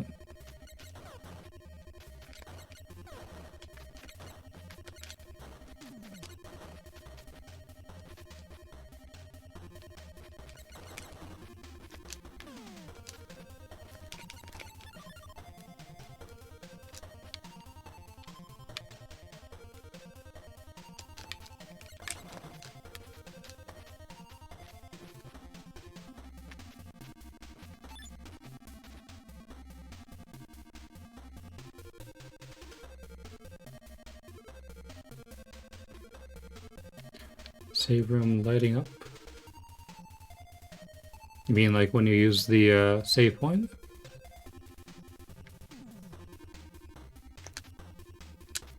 There we go.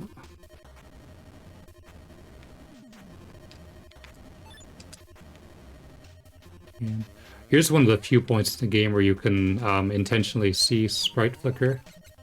Although I think I might have sprite flicker disabled for the moment on the emulator, but you would actually have 8 sprites on the scan line here. But yeah, in general though, I set the rooms up so sprite flicker can be avoided. Anyway. Are you kidding me? Wow.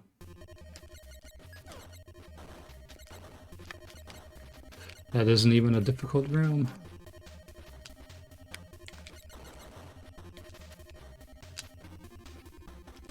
Oh well, we get to enjoy more of the Amethyst Caves.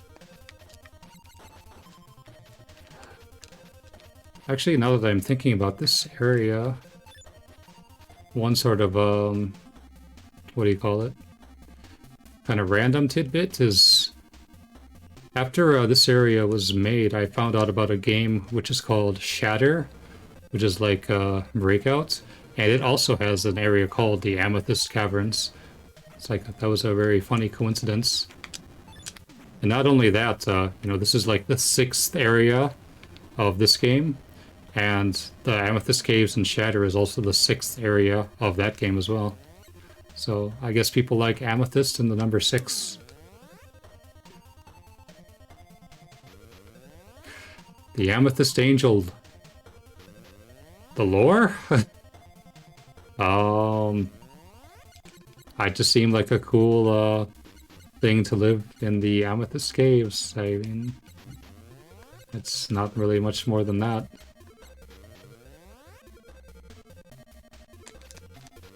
There we go, the correct solution.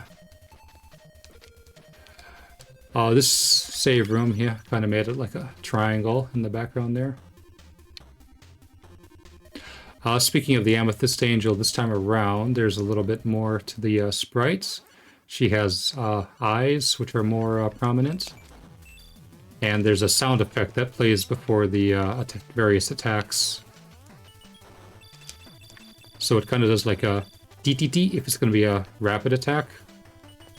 Like this is like the rapid bursts. And if it's one of those slower attacks... Oh, hey. She's doing it on the queue for me.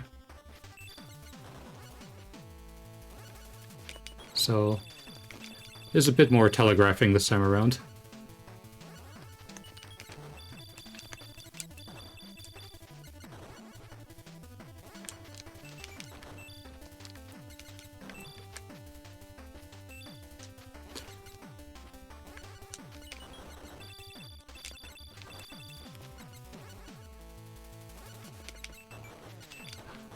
Also the ceiling projectiles have a little flash animation to show that they're materializing instead of just outright appearing like in the original game. Oh, there we go. And she has a defeated face sprite this time around too. Nagakonda also has a defeated face sprite. So unlike the original game, there's no, you know, check the computer message this time around.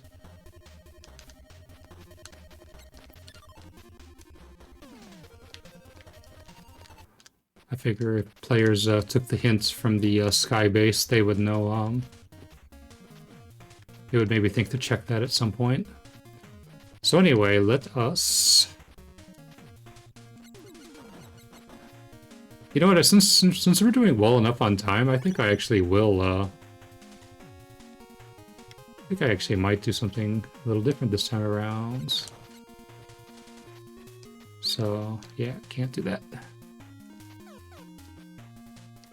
First off, let's get key 4. So key 4 is in the same spot.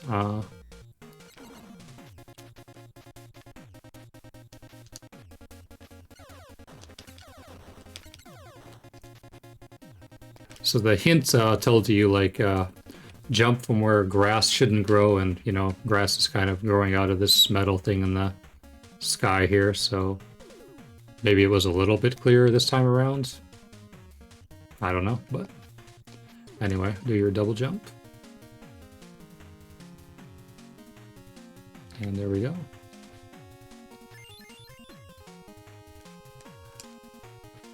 I guess I didn't actually show it at the beginning, but, you know, where the heck do you even use key 4? And that's actually back at the beginning.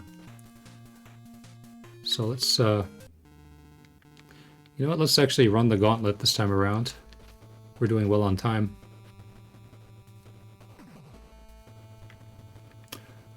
Famicom, you have to play musical tones. And yeah, that's cool. We had someone in here last stream, though, who actually said that he was deaf. And I actually didn't even consider that when I made some of these puzzles. It's like, oh, wow. Because, I mean, obviously I know it's a thing, but having sound only for something is... You know, what do you do in that case?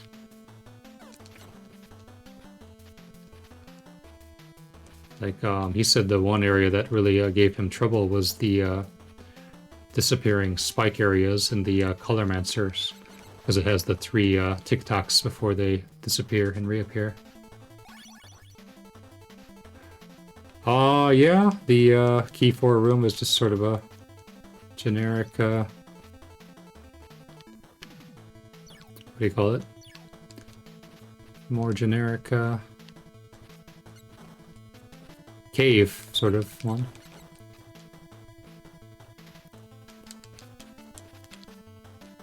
Anyway.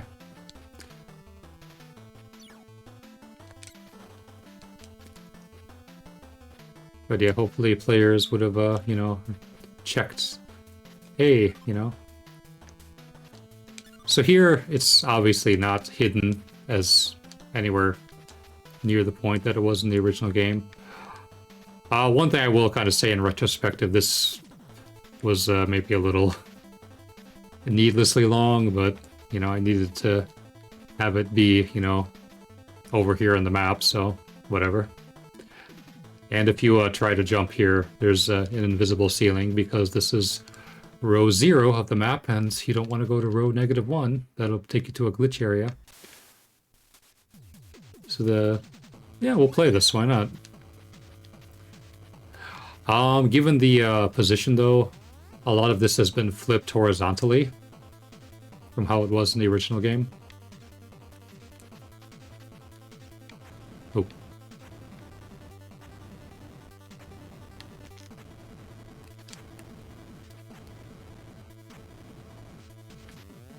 This is a new room.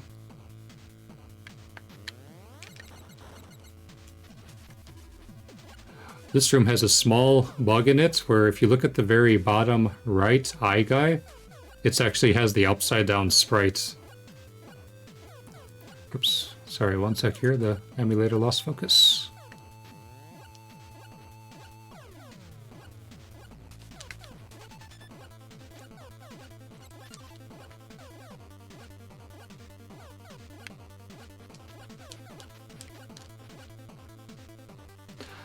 Okay, this is just maneuvering. And then blocks so you can push yourself up against the wall and fall straight down. Oh, this room is... Oh, yeah. That was bad.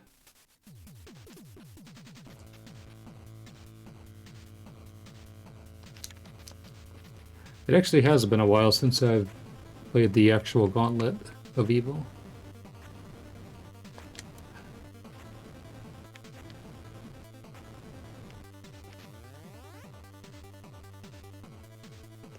There we go.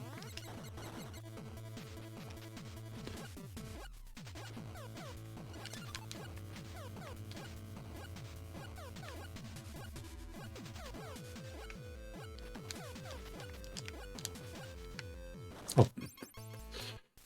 Wow. Walking too much. I think I'll do it maybe 3 more attempts and then we'll move on with the game if it's not gonna happen. Yeah, okay. We're getting worse by the minute.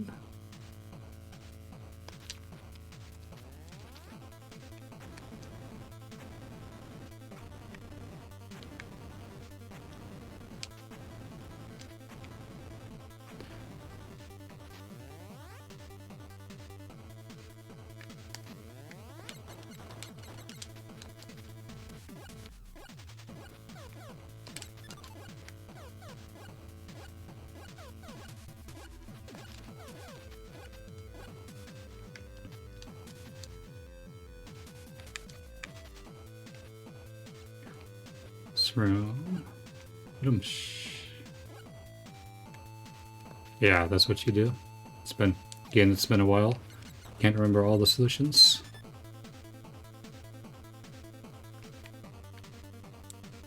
Makes you feel better. Yeah, I mean, if you don't practice something for a while, it does kind of feel fresh. Especially last stream, a lot of stuff really did feel like almost a fresh game, even though I did remember a lot of it, so... 1, 2, 1, 2, 1, 2, 1, 2, there we go. Yeah, like with these guys, you want to get into that sort of rhythm of their shots, and then you can kind of anticipate where they're going to be shooting at. This room, okay.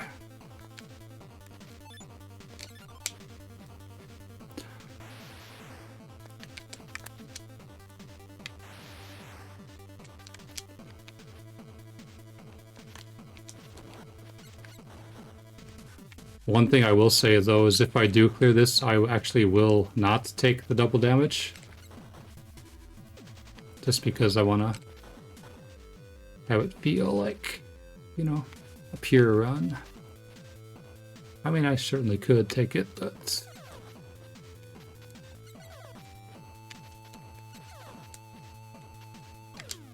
Alright, I think that's it. Yeah, that is it. So, This time around, the it also looks like the manual art too, with the green bullet and the red number. But anyway, I did the Gauntlet of Evil, so there you go. And then you hit teleports, and then this is of course inaccessible. So anyway, I guess saving doesn't matter in this case. But overall, it's still very hard. But maybe not as hard as the original game.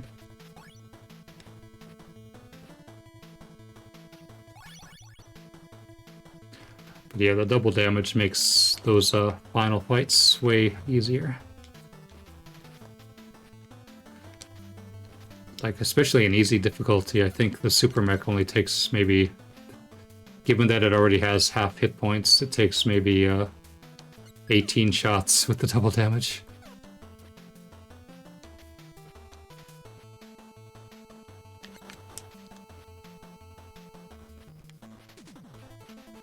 The lime? Yeah, no, the lime is, yeah, they still appear. But yeah, just like the original game, having the enemies that fall up were not really a thing.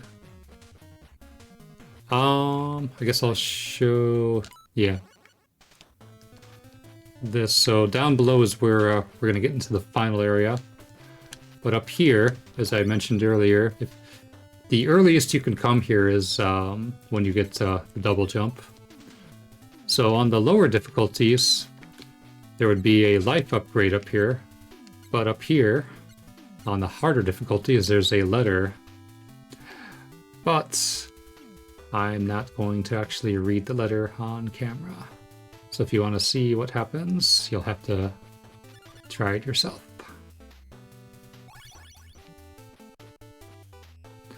All I will say is that Timmy doesn't like the letter very much. So, but I mean, it's possible you can see it in someone else's video too on there.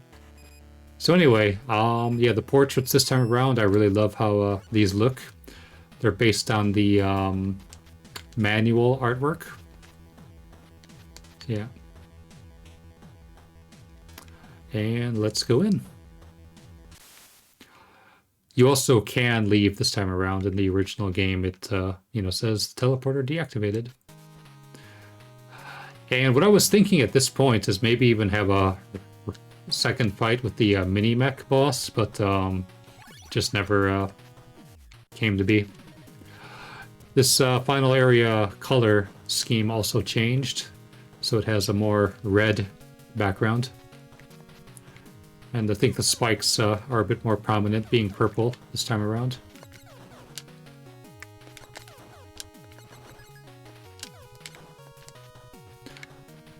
So there we go. This is definitely a new one. Having our, multiple enemies being able to be spawned instead of only 3.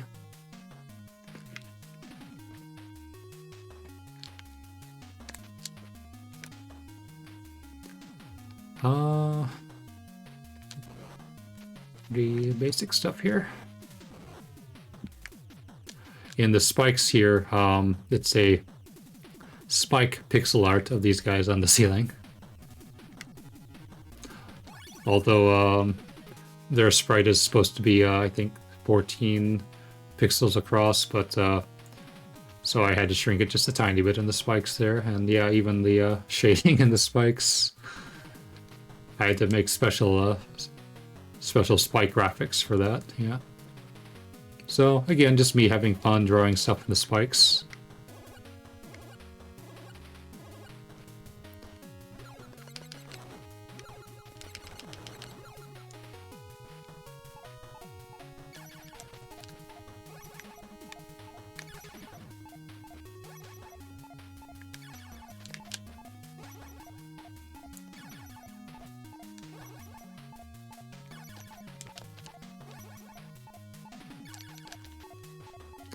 So in this room, like in this area it doesn't actually apply, but in above me you can actually see I don't use these straight pipe graphics, but rather the blocks, kind of like the corner pieces. And the reason being is that allows the players to count where they should stand. So like you would know, okay, stand from the wall, you know, at least, you know, 2 or 3 blocks from the wall. If it was these straight pipes, it can be a bit awkward positioning yourself. So that's why, you know, I use those up above.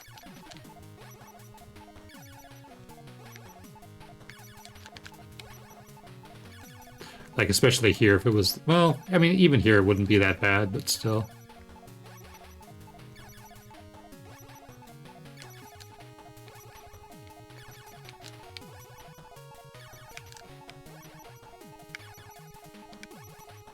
But yeah, here, like, if these, you know, above and below me were both the pipes, then it might be very awkward. It's like, yeah, what position do I need to stand in?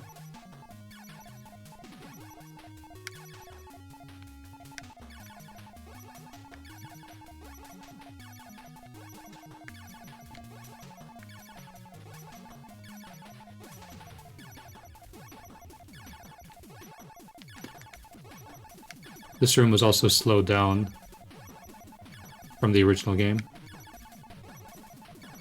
Just a little bit.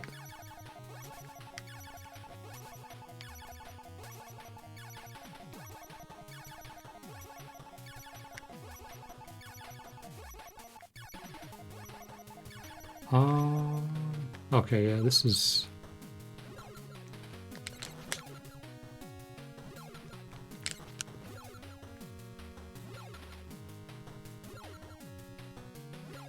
We'll be patient.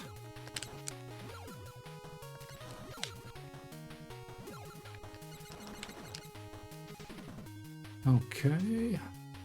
This room... Oh yeah, turrets.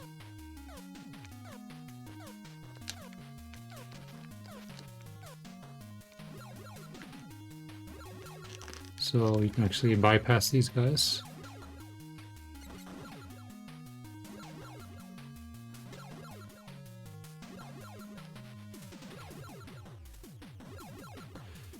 Again, patience.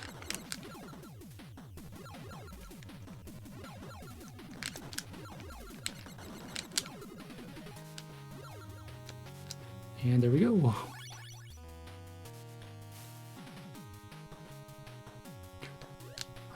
This room is...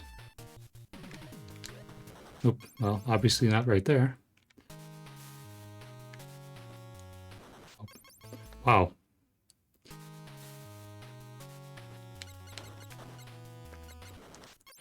What am I doing? What am I doing? What am I doing?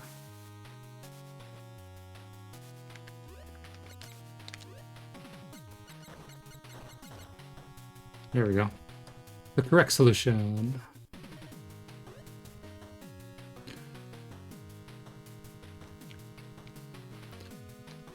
Okay.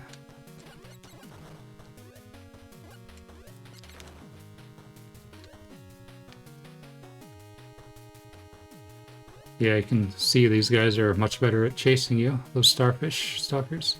Here, you want to go to the right, and then attack from here. I think some people try to stay on the left side of the screen, but no, come to the right, it's much easier.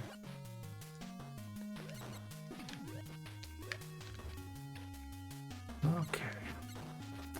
In the original game, these guys used to be red. Purple is still pretty close, though.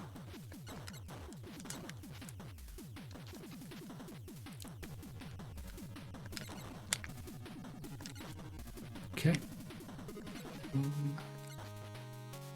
Oh, are you kidding me? I jumped there.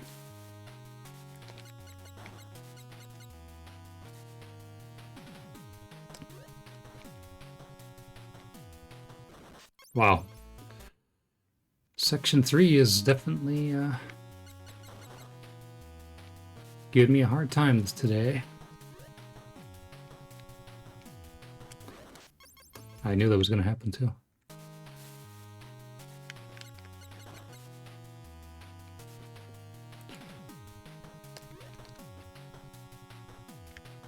There. You know, this really shouldn't be giving me that much difficulty.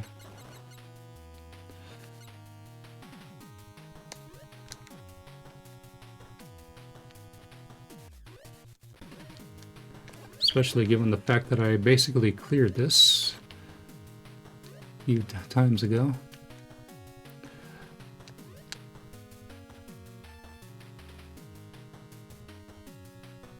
You don't need to include the user part of the URL for YouTube. Oh, interesting. Okay. Yeah, I guess I wasn't sure about that, but okay, thanks for the tip. I can definitely shorten it in future streams. Thank you.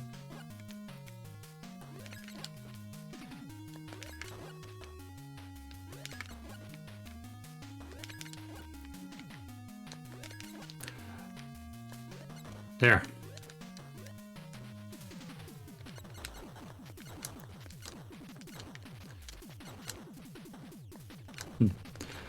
Yeah, that reminds me of like making websites SEO friendly. You know, having the pretty URL. You know, in this day and age, you can't be having all these long query parameters at the end of things.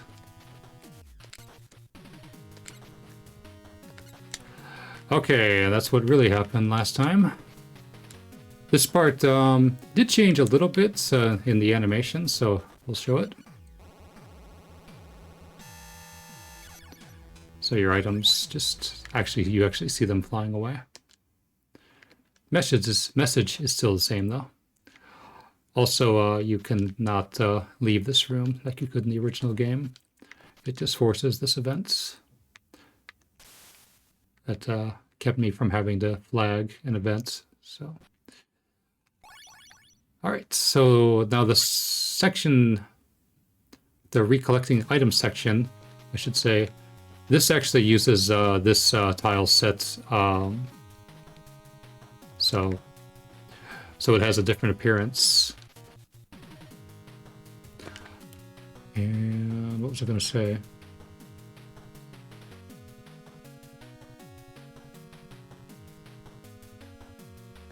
There was something else about this section when it comes to me.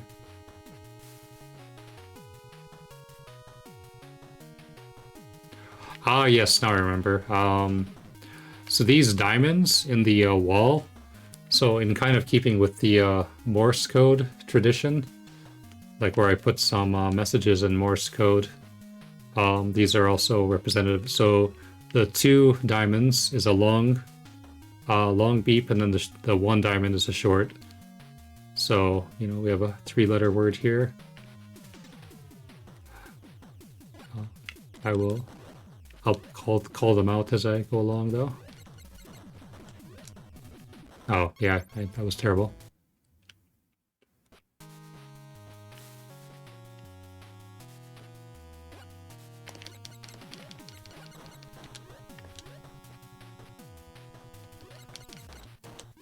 There we go. Unlike the first game, too, these big fish... In the first game, they were actually blue, which was a very bad choice, because that really blended in with the water background. Here, they're green. And given that the squids have this different movement style, this is a little bit tricky.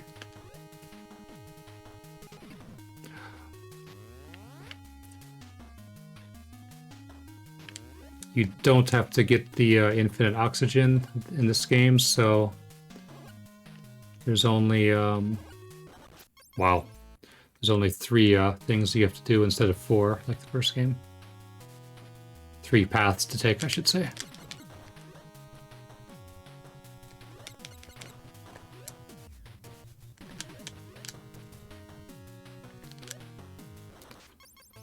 Terrible, just terrible.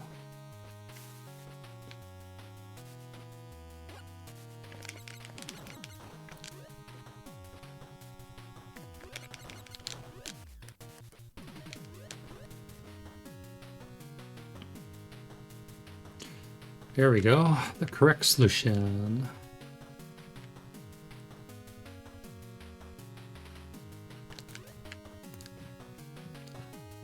Not correct, but an acceptable solution.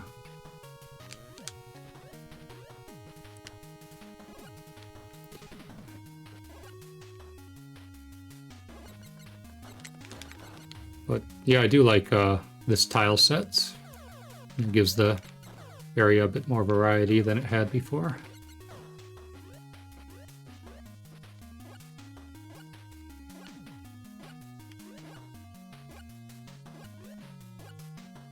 Sometimes you just get lucky. Well, thing is, they always move at a fixed speed, so...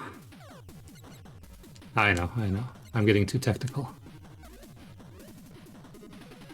It's like they always start at the same spots, and they always move at the same speed.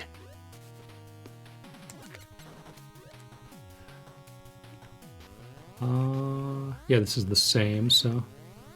As long as you're overlapping, you will never fall down. And we got our high jump back. There's no message, you just hold the item up this time. So now we go this way.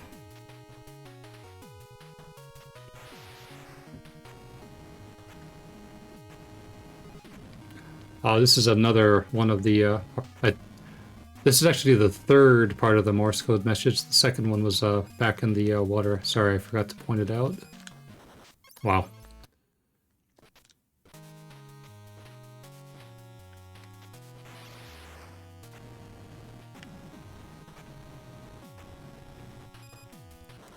Terrible, just terrible.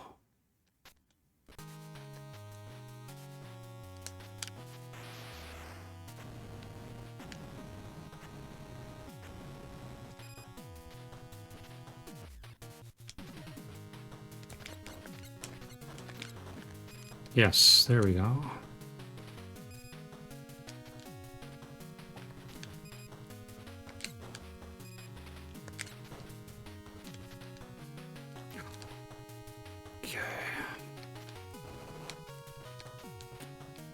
This is not part of the message, nor is this.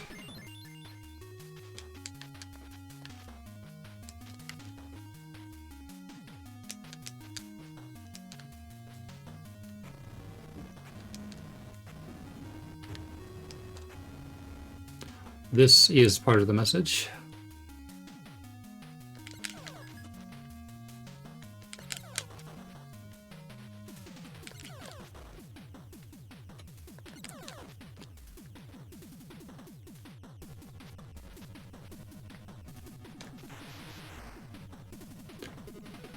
This is also part of the message.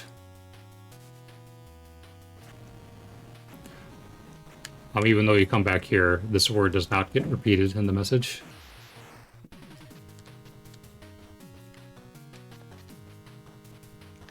So on to this one. So this area, this recollection was reworked a little bit.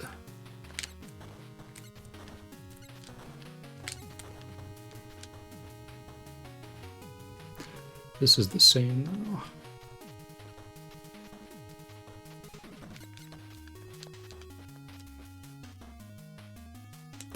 Here we kind of have like a male and female almost. But you got to be careful with the timing of these, because you want to take these both down at the same or roughly the same time so you can get past.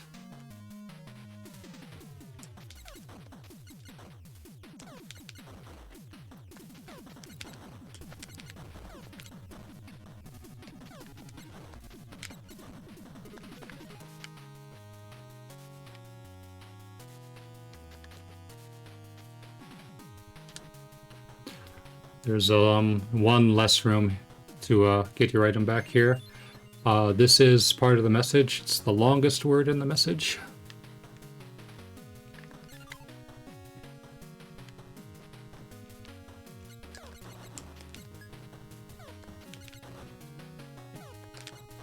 Oh, that was too early. That was...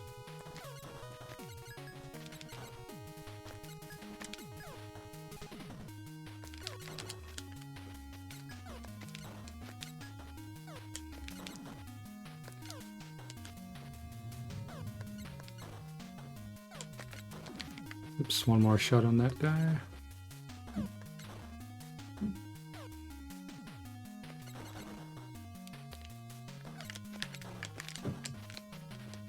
Okay, a little sloppy, but we did it. Here you just want to rush, because they can't outrun you. They move at exactly the same speed.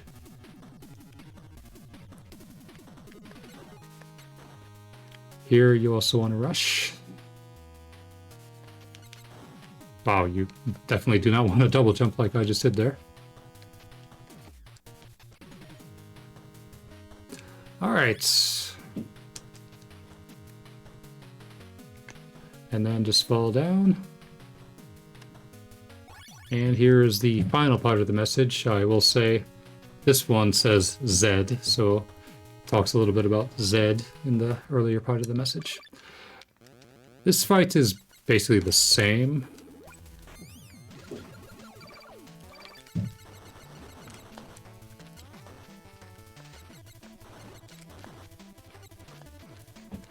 So I kind of figured, like, around this point of the original Battle Kit development, like the whole boss creation process I got the hang of, so this original fight didn't really need to change that much in my opinion, because the telegraphs felt good.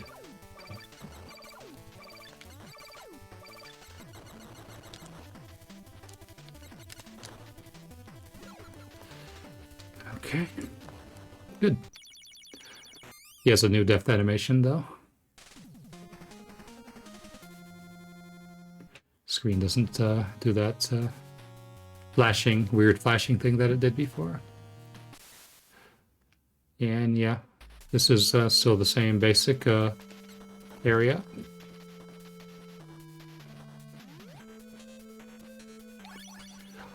And I went with the kind of Battle Kid 2 style of the final save point.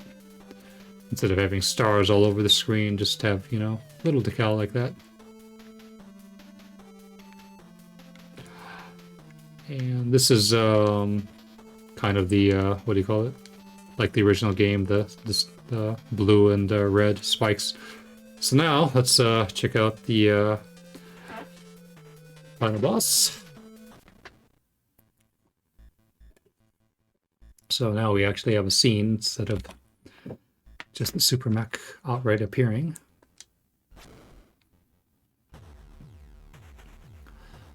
So he's back. Chester is back.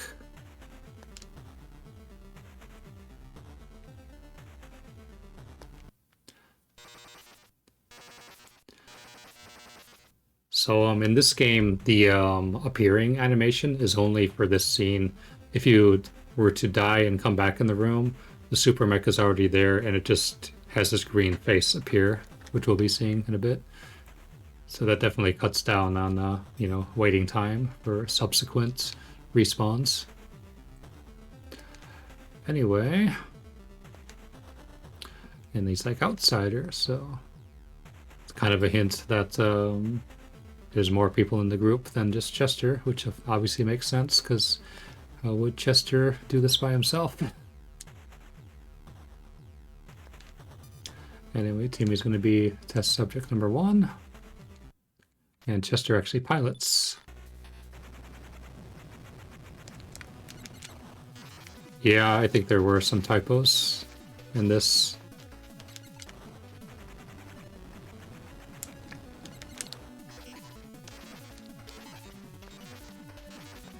Yeah, unlike a game with patch, you can't really patch it, so. But there's a few more telegraphs in this, where when he does the stomach turret, that actually plays a sound and blinks. And it might be hard to hear, but when his face is flashing for the ceiling lasers, that also plays a sound this time around.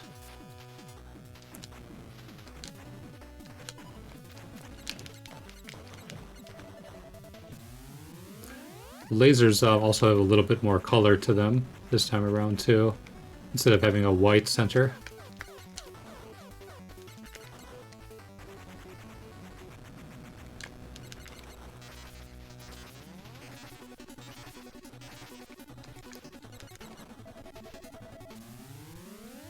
think it's 75 shots in total to beat this.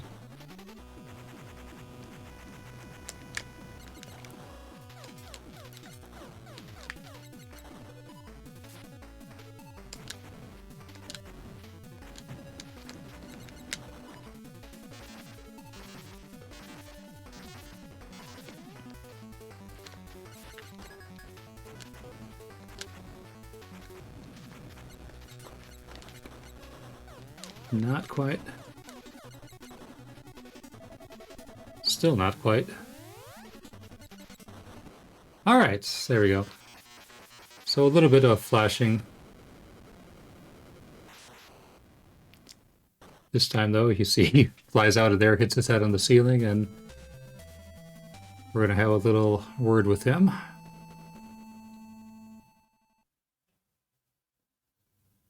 There's also a typo here where we're missing the word of power. So, I know. Probably I was tired when I was reading it.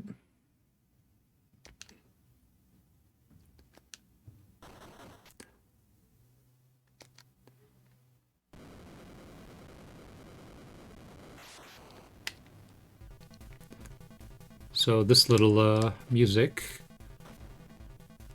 actually we'll be getting a expanded version coming up in a bit here. So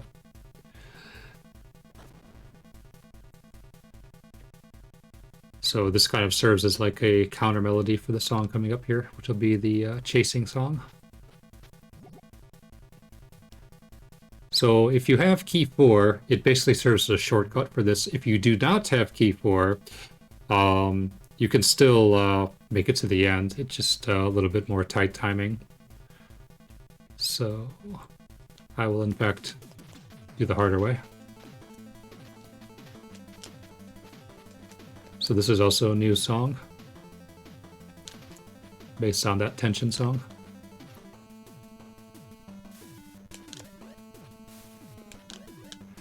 This may look familiar to some people who played the original game.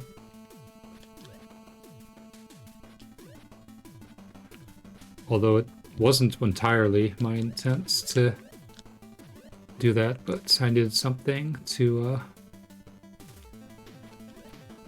slow you down.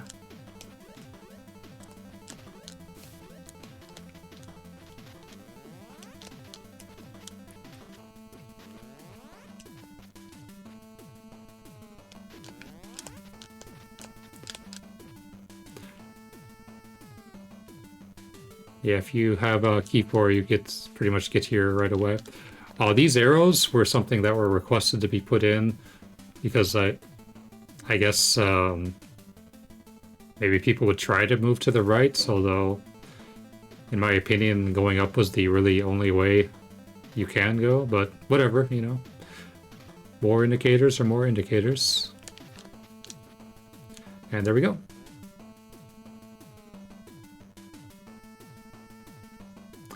I think he's talking about the Ghostbusters episode in the chat.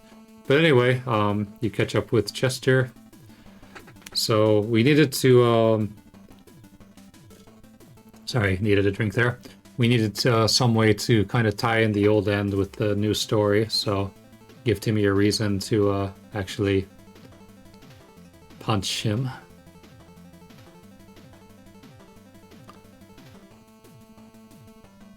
Also, this is like intentionally timed. So yeah, I can put the controller down actually. So I love that new version of that. But yeah, he tries to escape, but so like the general idea is like he's you know, preparing to escape, and then if you don't make it in time, he does in fact escape and you get the bad ending. But if you get before he's prepared, then you obviously stop him and capture him.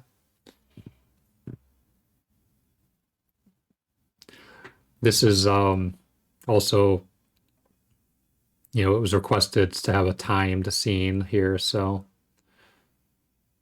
that's why it goes kind of slowly for the text. and I wanted to keep them the same in both English and Japanese. So, because coming up is going to be some music, and I didn't want to have to, have different, what do you call it?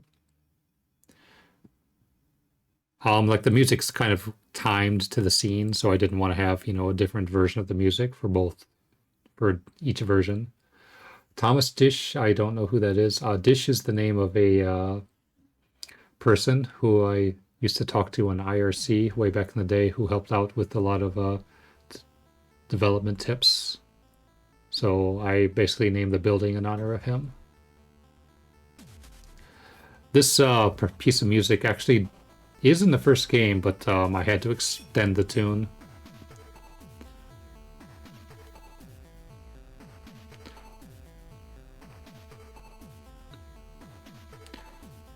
So in a way you get like new old music.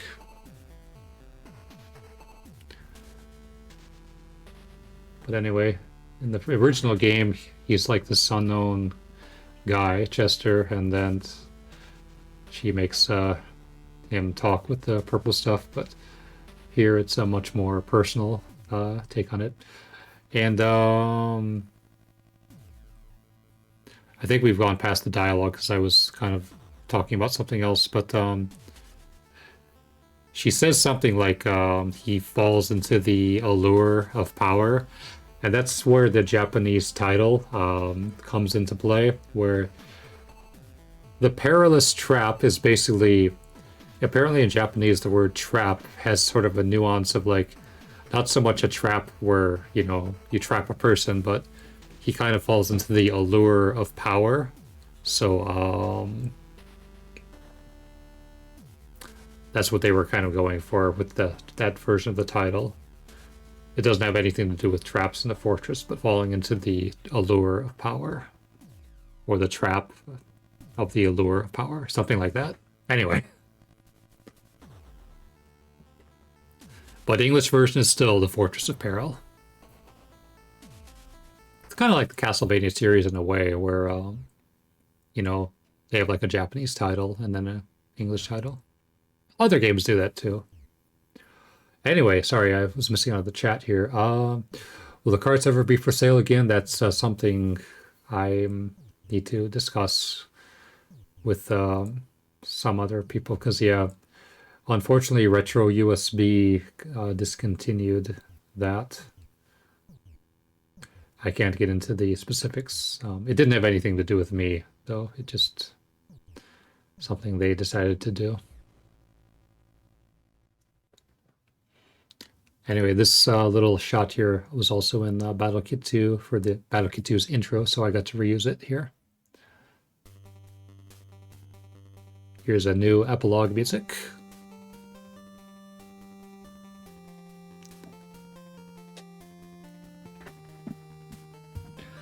Now Chester's not put down, he's just forced to talk.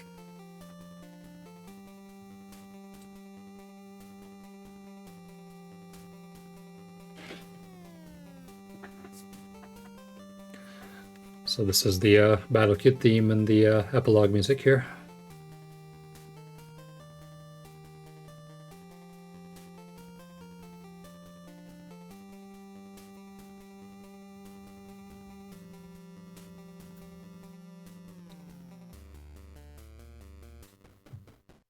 There's also a bad epilogue music. This is this time though the enemies are actually animated during the sequence.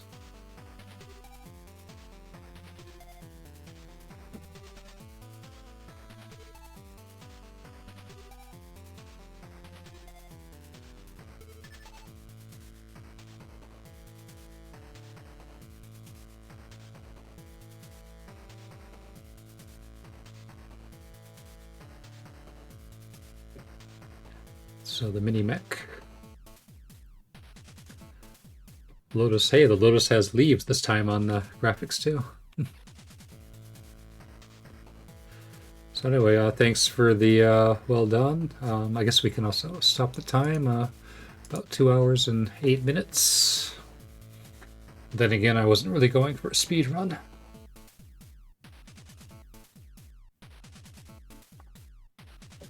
Yeah, I like that new animation I did for him. And of course the Super Mech, our tyrants. So let's, yeah, we'll let this play.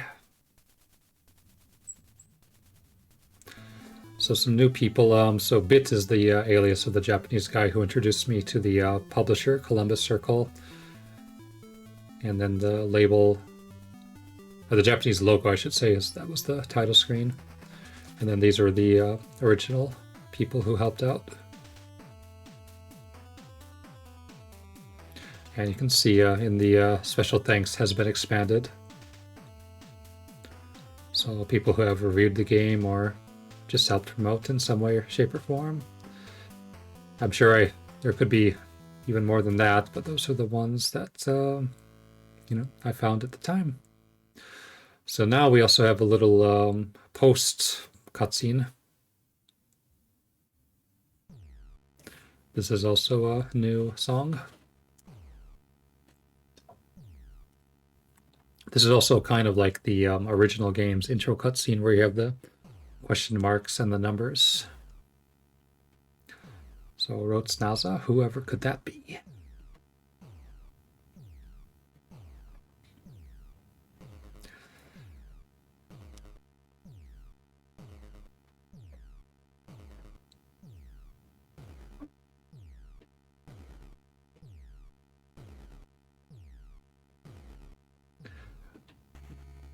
So again, these timed cutscenes have to be very careful with the the length of the dialogue. So sometimes I would have to actually extend the songs a little bit too. So there's our mysterious group.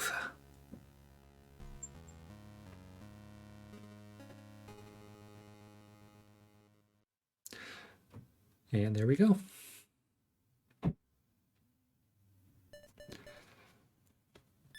So yeah, 2074732, although sure, I would definitely be able to do it in a lot less than that.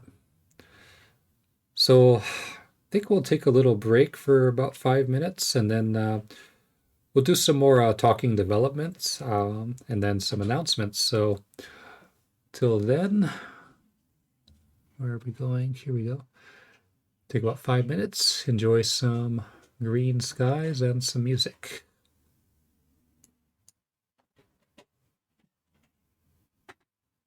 Oops, did I do the wrong button?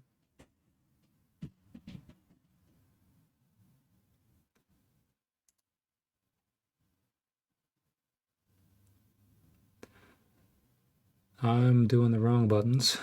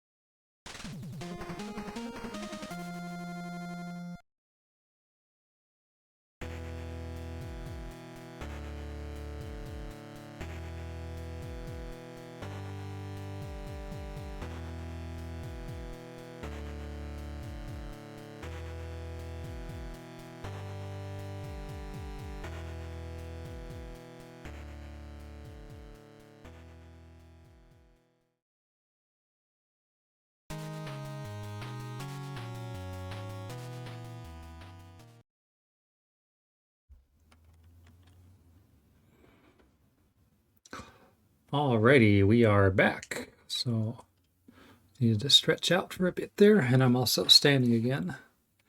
So anyway, thanks all for watching, and let's see here. So if you're curious about the other bonus passwords, so Golden Fort is the same as this, but first game special stage. But I'll show it on here real quick. The second special stage is called Lift Lunacy.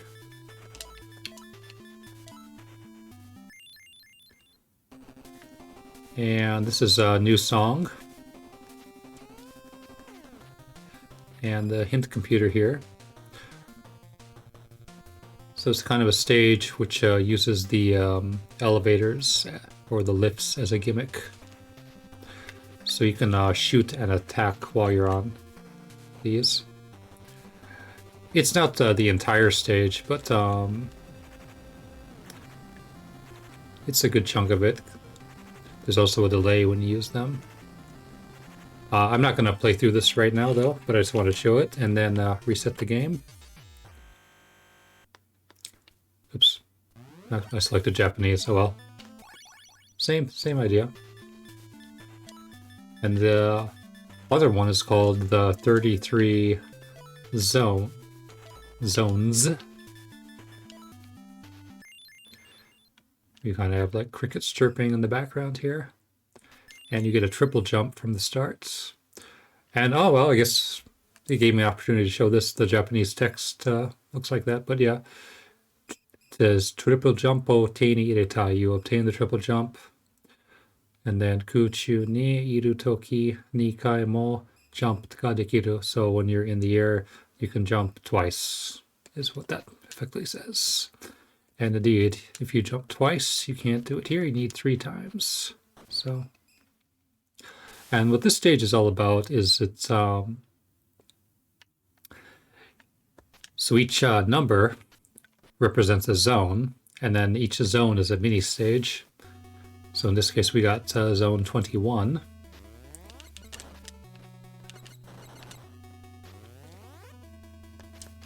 And this is also a new song. And what happens is and then it randomizes a new one every time.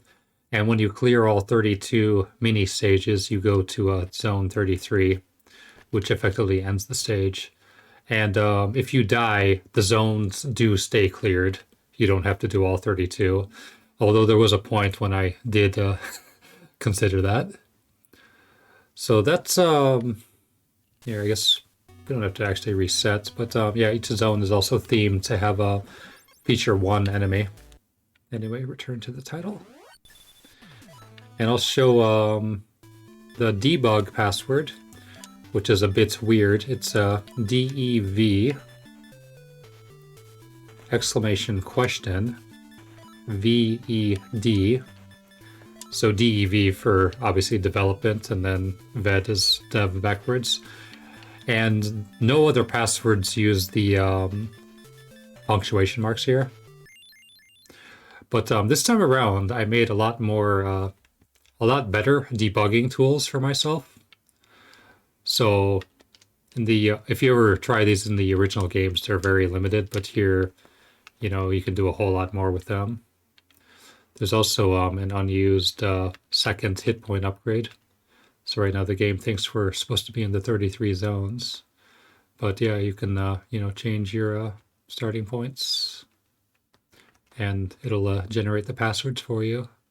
So even as we change the flags, you can see it changing the passwords one letter at a time. And then this was another thing where you can actually view the various animations of the objects. So like you're looking at Timmy, you know, standing, shooting, running and shooting, and so forth. Eventually, he runs out of frames.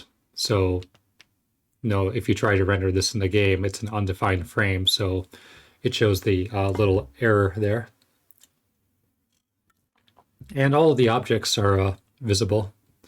Like P bullet is player's bullet, so I had to be kind of inventive with the 8 character limit. These are those arrows that I mentioned at the when you're doing the chase sequence at the end of the game. So, but yeah, some of these have weird names like 32 by 32 die, which is the blowing up animation. Some projectiles, and then player ship window, which is a separate object. The elevator. And there's a guide, of course, for the buttons down below. So right and left, down and up, and so forth. When we get to the bullets, I'll show it off. But, because you can kind of also see, like, some of the palettes are a little weird here. Because there's only, a few palettes available at the time. So, but the point of this was for debugging purposes. Obviously I know to use the correct colors in the game. Save points, boss door, number blocks, disappearing blocks. Also, they're not used in the game, but these do also work, the disappearing blocks with the various tops. So the ice and the conveyor belts, glass blocks, locking door. So the bullets, if we advance a little bit here, you see kind of like a glitchy graphic there. And that's because the wrong graphics are not in place. So if we press select, we can see, that's supposed to be a thorn. So you can load in the different graphic tiles. And with that, you can also make the enemies look all glitchy. So if you look in the 4th line, that's CHR index, out of a possible 1E. So, but yeah, I didn't really make this, too user-friendly because it was mainly for myself and I knew how it worked. But yeah, especially when you get to the bosses, like the Lotus, like, these parts are sprites, but the rest of it would be rendered as background. The kill vine, that's a good name for the thing. The turret, yeah, obviously it shoots that big laser, so the laser can extend outside of the box quite a bit. Cleo, yeah, if we, load in the wrong graphics, she looks all weird. Yeah. But yeah, anyway. And then the cutscene image viewer. So there's a similar thing like this in Battle Kid 2, which is called face viewer, but you can just test out the various, things here. So there's Timmy with his uniform, Timmy with his civilian clothes. And some of these poses don't get used with the clothes, but it is possible. Like, basically, like his face is reusable, so it can be used on, the various poses, or with the various clothes, I should say, quite easily in this game. So there he is in his outfits. Actually, I'm gonna, and then one other thing, if we change the difficulty to easy, you can also, yeah. Like these things at the beginning are just meant to show off the various cutscene layouts. Like it can be 1 portrait, 2 portraits, or 1 big portrait. Or it can be empty, like with no text. So anyway, on easy, just to prove that it does work.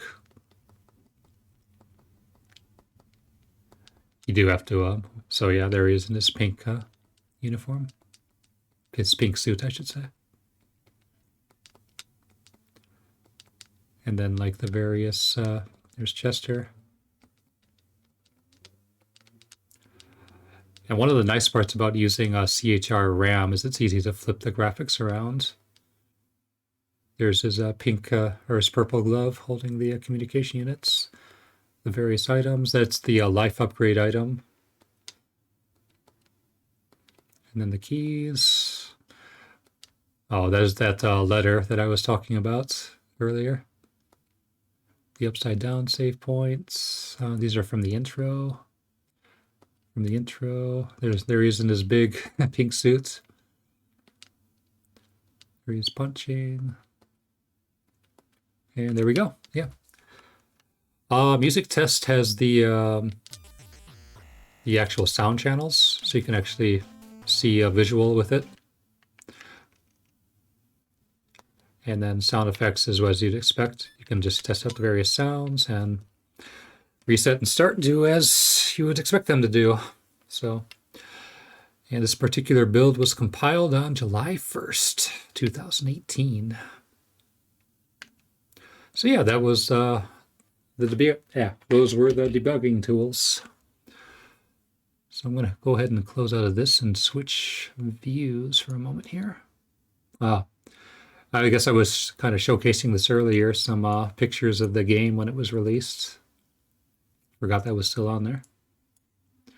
But yeah, this was on release day, so let's get it out here. Let's switch to a big view here. So there's the actual box. And then when compared with an NES size box, there you go.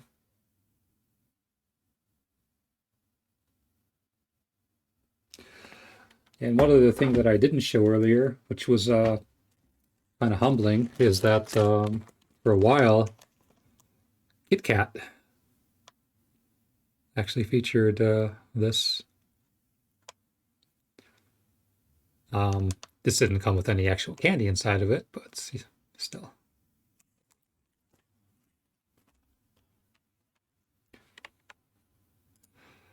Let's go back to the photos. Actually, we'll do it in this bigger view too.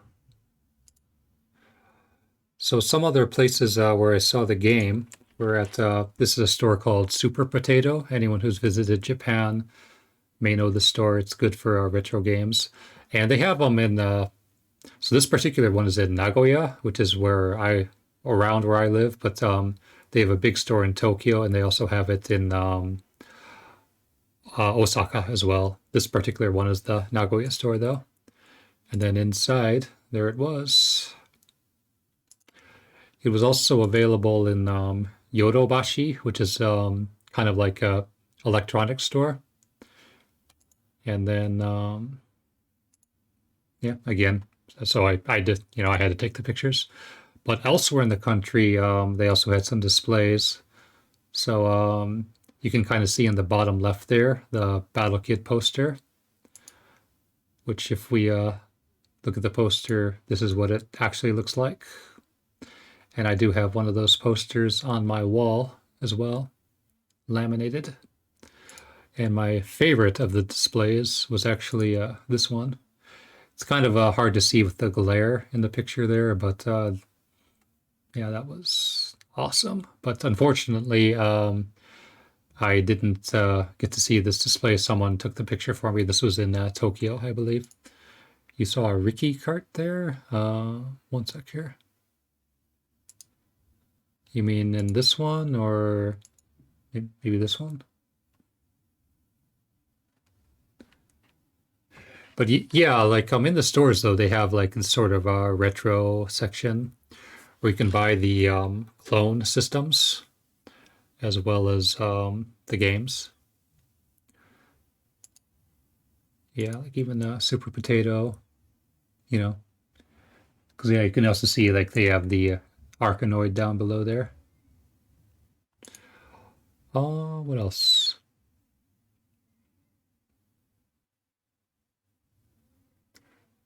Sorry, I'm just looking here. Yeah, earlier I also showed this in 2010 when someone bought maybe some 15, 20 carts to sell in Japan. There was this display inside of Super Potato. I didn't get to see that at the time, but they had this poster, and then I translated the text here, so it looks something like this. They actually called me the Sivak company in the original text, which I thought was kind of funny. Sorry, talking so much.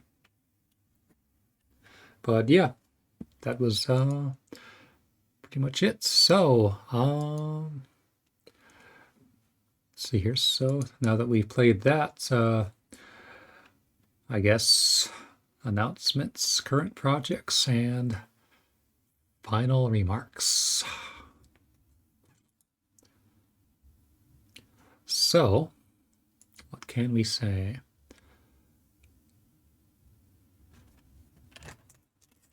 So, in my opinion, switch views here. So this will be the definitive version of the game going forward. And since this is now a public thing, I will share with you a little URL. And where is it? Since this is now public, I can, of course, share this. So if you check out 8bitlegit.com, you'll actually be able to see an upcoming thing that I'm excited about. I should have actually made a screenshot of this as well, but whatever. So I don't have any timelines just yet, but we are going to be porting BattleKit to the modern systems. So let's switch views one more time here. Let's do a quick showcase here.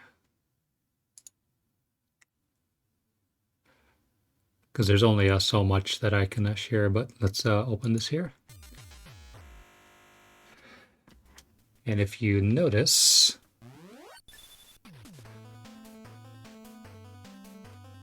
kind of a slightly different title screen here. This little thing on the bottom left, by the way, that probably won't be in the actual thing, but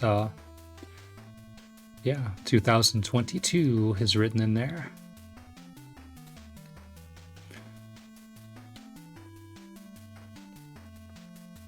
It's also going to be using the artwork by Larry. So the one from the, version 1.1 cartridge, the North American release, because the Japanese art was only for that version. But yeah, what can I say with version 2.1? Yeah, don't see. Yes, it's funny you say that in the chat. I don't have a menu button, so we have to make a special version for each system, and that was actually code that I had to recently write, is like a sort of a system ID, and then it would output that the appropriate buttons for the system. So yeah, that was fun code to write, having to make an exception where there didn't need to be an exception before. Switchboard? I want to say eventually, yes. Like right now, it seems like Xbox is the focus, but I can't talk too much else about it. But I can say what will be different. So one big difference is when you start the game, you have this now, where you can actually do story mode and arcade mode. So this would be good for speedrunners, where you don't have to do the intro stage every time. So actually, if you do start this, the game just does that.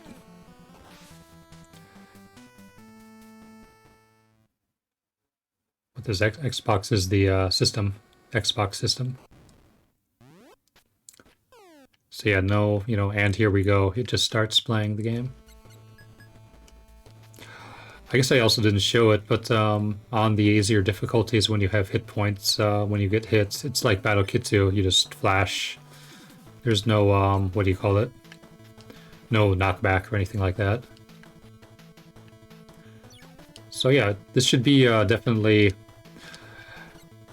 a lot more accessible to players, not just system-wise, but gameplay-wise as well.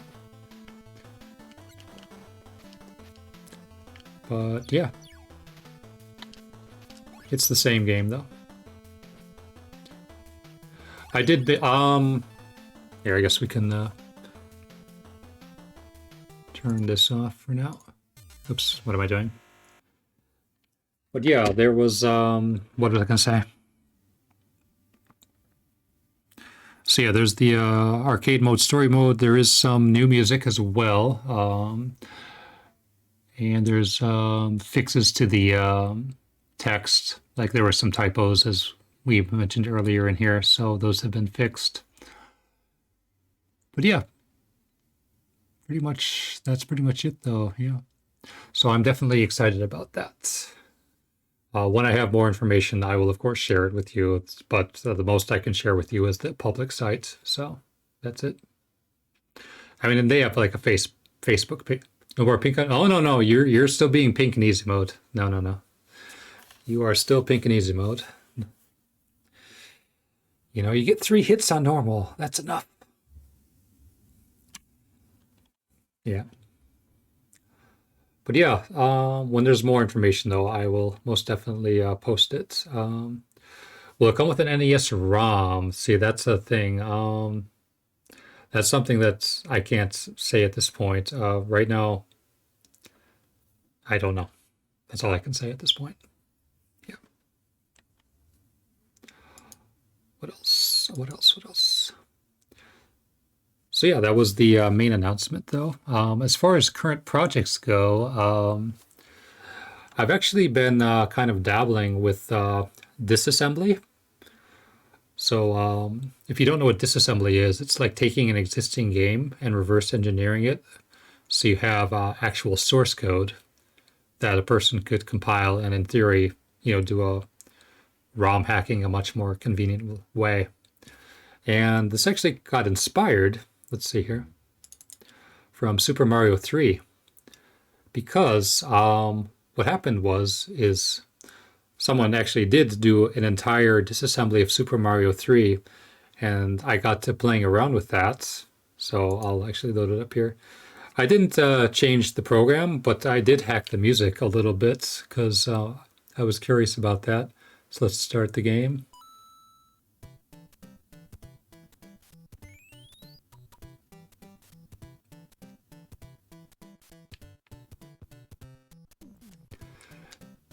Can anyone ID what this song is? It's not the most exciting song in the world, but it was fun to actually hack this into the game.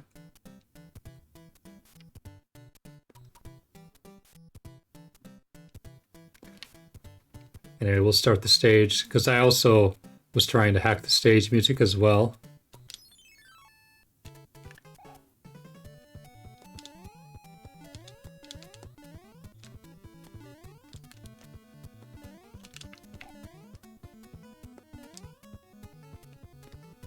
But Mario 3 has an incredibly weak music engine, and you're going to hear the song glitch out in a little bit here.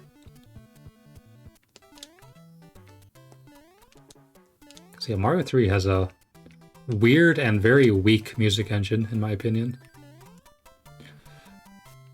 But I was trying to hack the Mario Land 2 song into this game, but it didn't come out very well.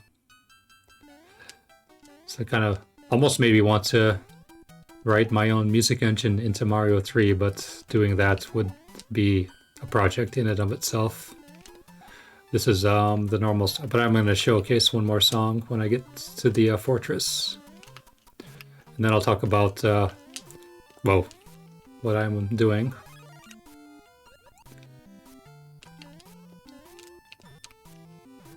That's okay. We don't need the star.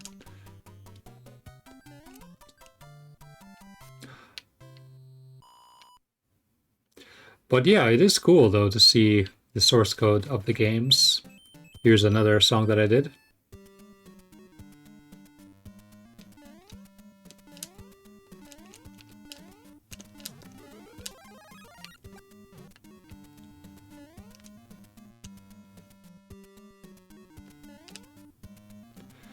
But yeah, the melody is there, but the what do you call it? Just the overall sound, this isn't great.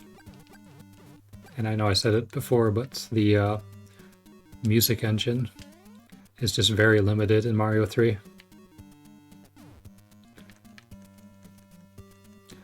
Like they did make it easy to compress the music, I will give them that, but just to make very complex melodies was not really a thing. But anyway, that's all I'm going to show with that. It was better. Yeah, though on Game Boy, definitely it had a much better sound. But what I'm currently doing is I'm actually disassembling the game Gimmick. So I don't have anything which is modified of it yet. But if you don't know what Gimmick is, I will open it up here. So it's one of the good best Sunsoft games from later on into the NES cycle or the Famicom cycle. So 1992. As far as progress with the disassembly goes, though, I've figured out this intro sequence that we're seeing right now. Skip ahead here. I figured out the title screen. If you don't know about this game, if you press select and start at the beginning, I figured out how to do the sound test. And it's not showing up here, but there is a song missing from the sound test, and I even figured out how to re-add that to that. This, though, what we're seeing right now is the original game. And E.C. Myers just said, yeah, more sophisticated music. I figured out the entire music engine for this game. That was a lot. But yeah, I could actually make my own melodies with that music engine. At one point, I did like I did with Mario 3 and made a little demo version of Mary Had a Little Lamb. That's not in this build, though. But anyway, what else did I figure out? I figured out the map screen here, and I'm starting to figure out the actual gameplay. But yeah, when it's done, though, I'm planning to post the source code. So people will be able to, tinker with this on their own, see how it goes, and what have you. But yeah, the main reason why I went with this is because, in my opinion, this is one of the better, like, not just in terms of gameplay, but in terms of programming, it feels like a much better game than, some of the earlier titles. And yeah, even from what I've seen thus far with the disassembly, it shows. Like, they have a, far more complicated music engine than Mario 3. In fact, they actually dedicate almost something like 40, somewhere between like 48 to 60 kilobytes for the music engine. And if you don't know, the entire game is 256 kilobytes, so we're getting close to 1/3 just for music and sound. Whereas Mario 3 was not even like 16 kilobytes.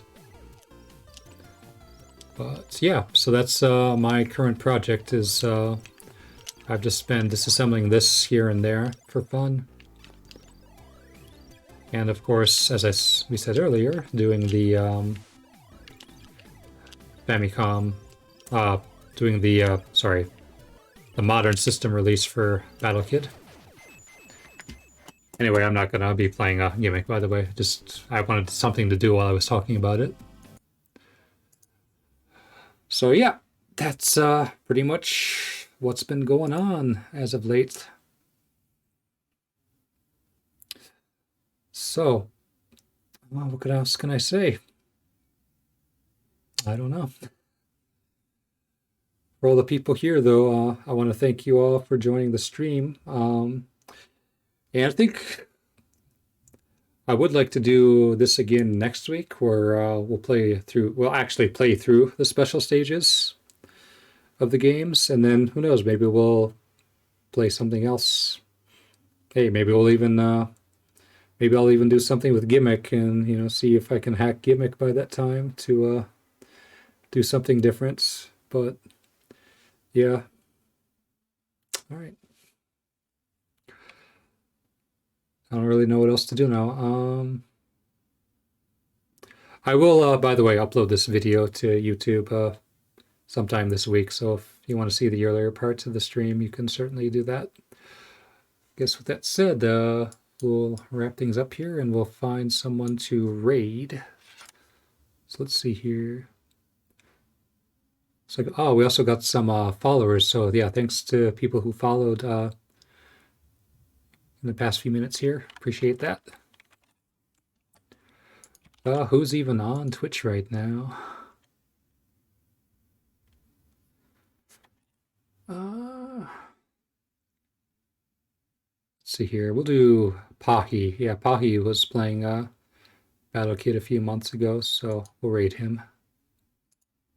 It's like he's doing, what is he doing right now?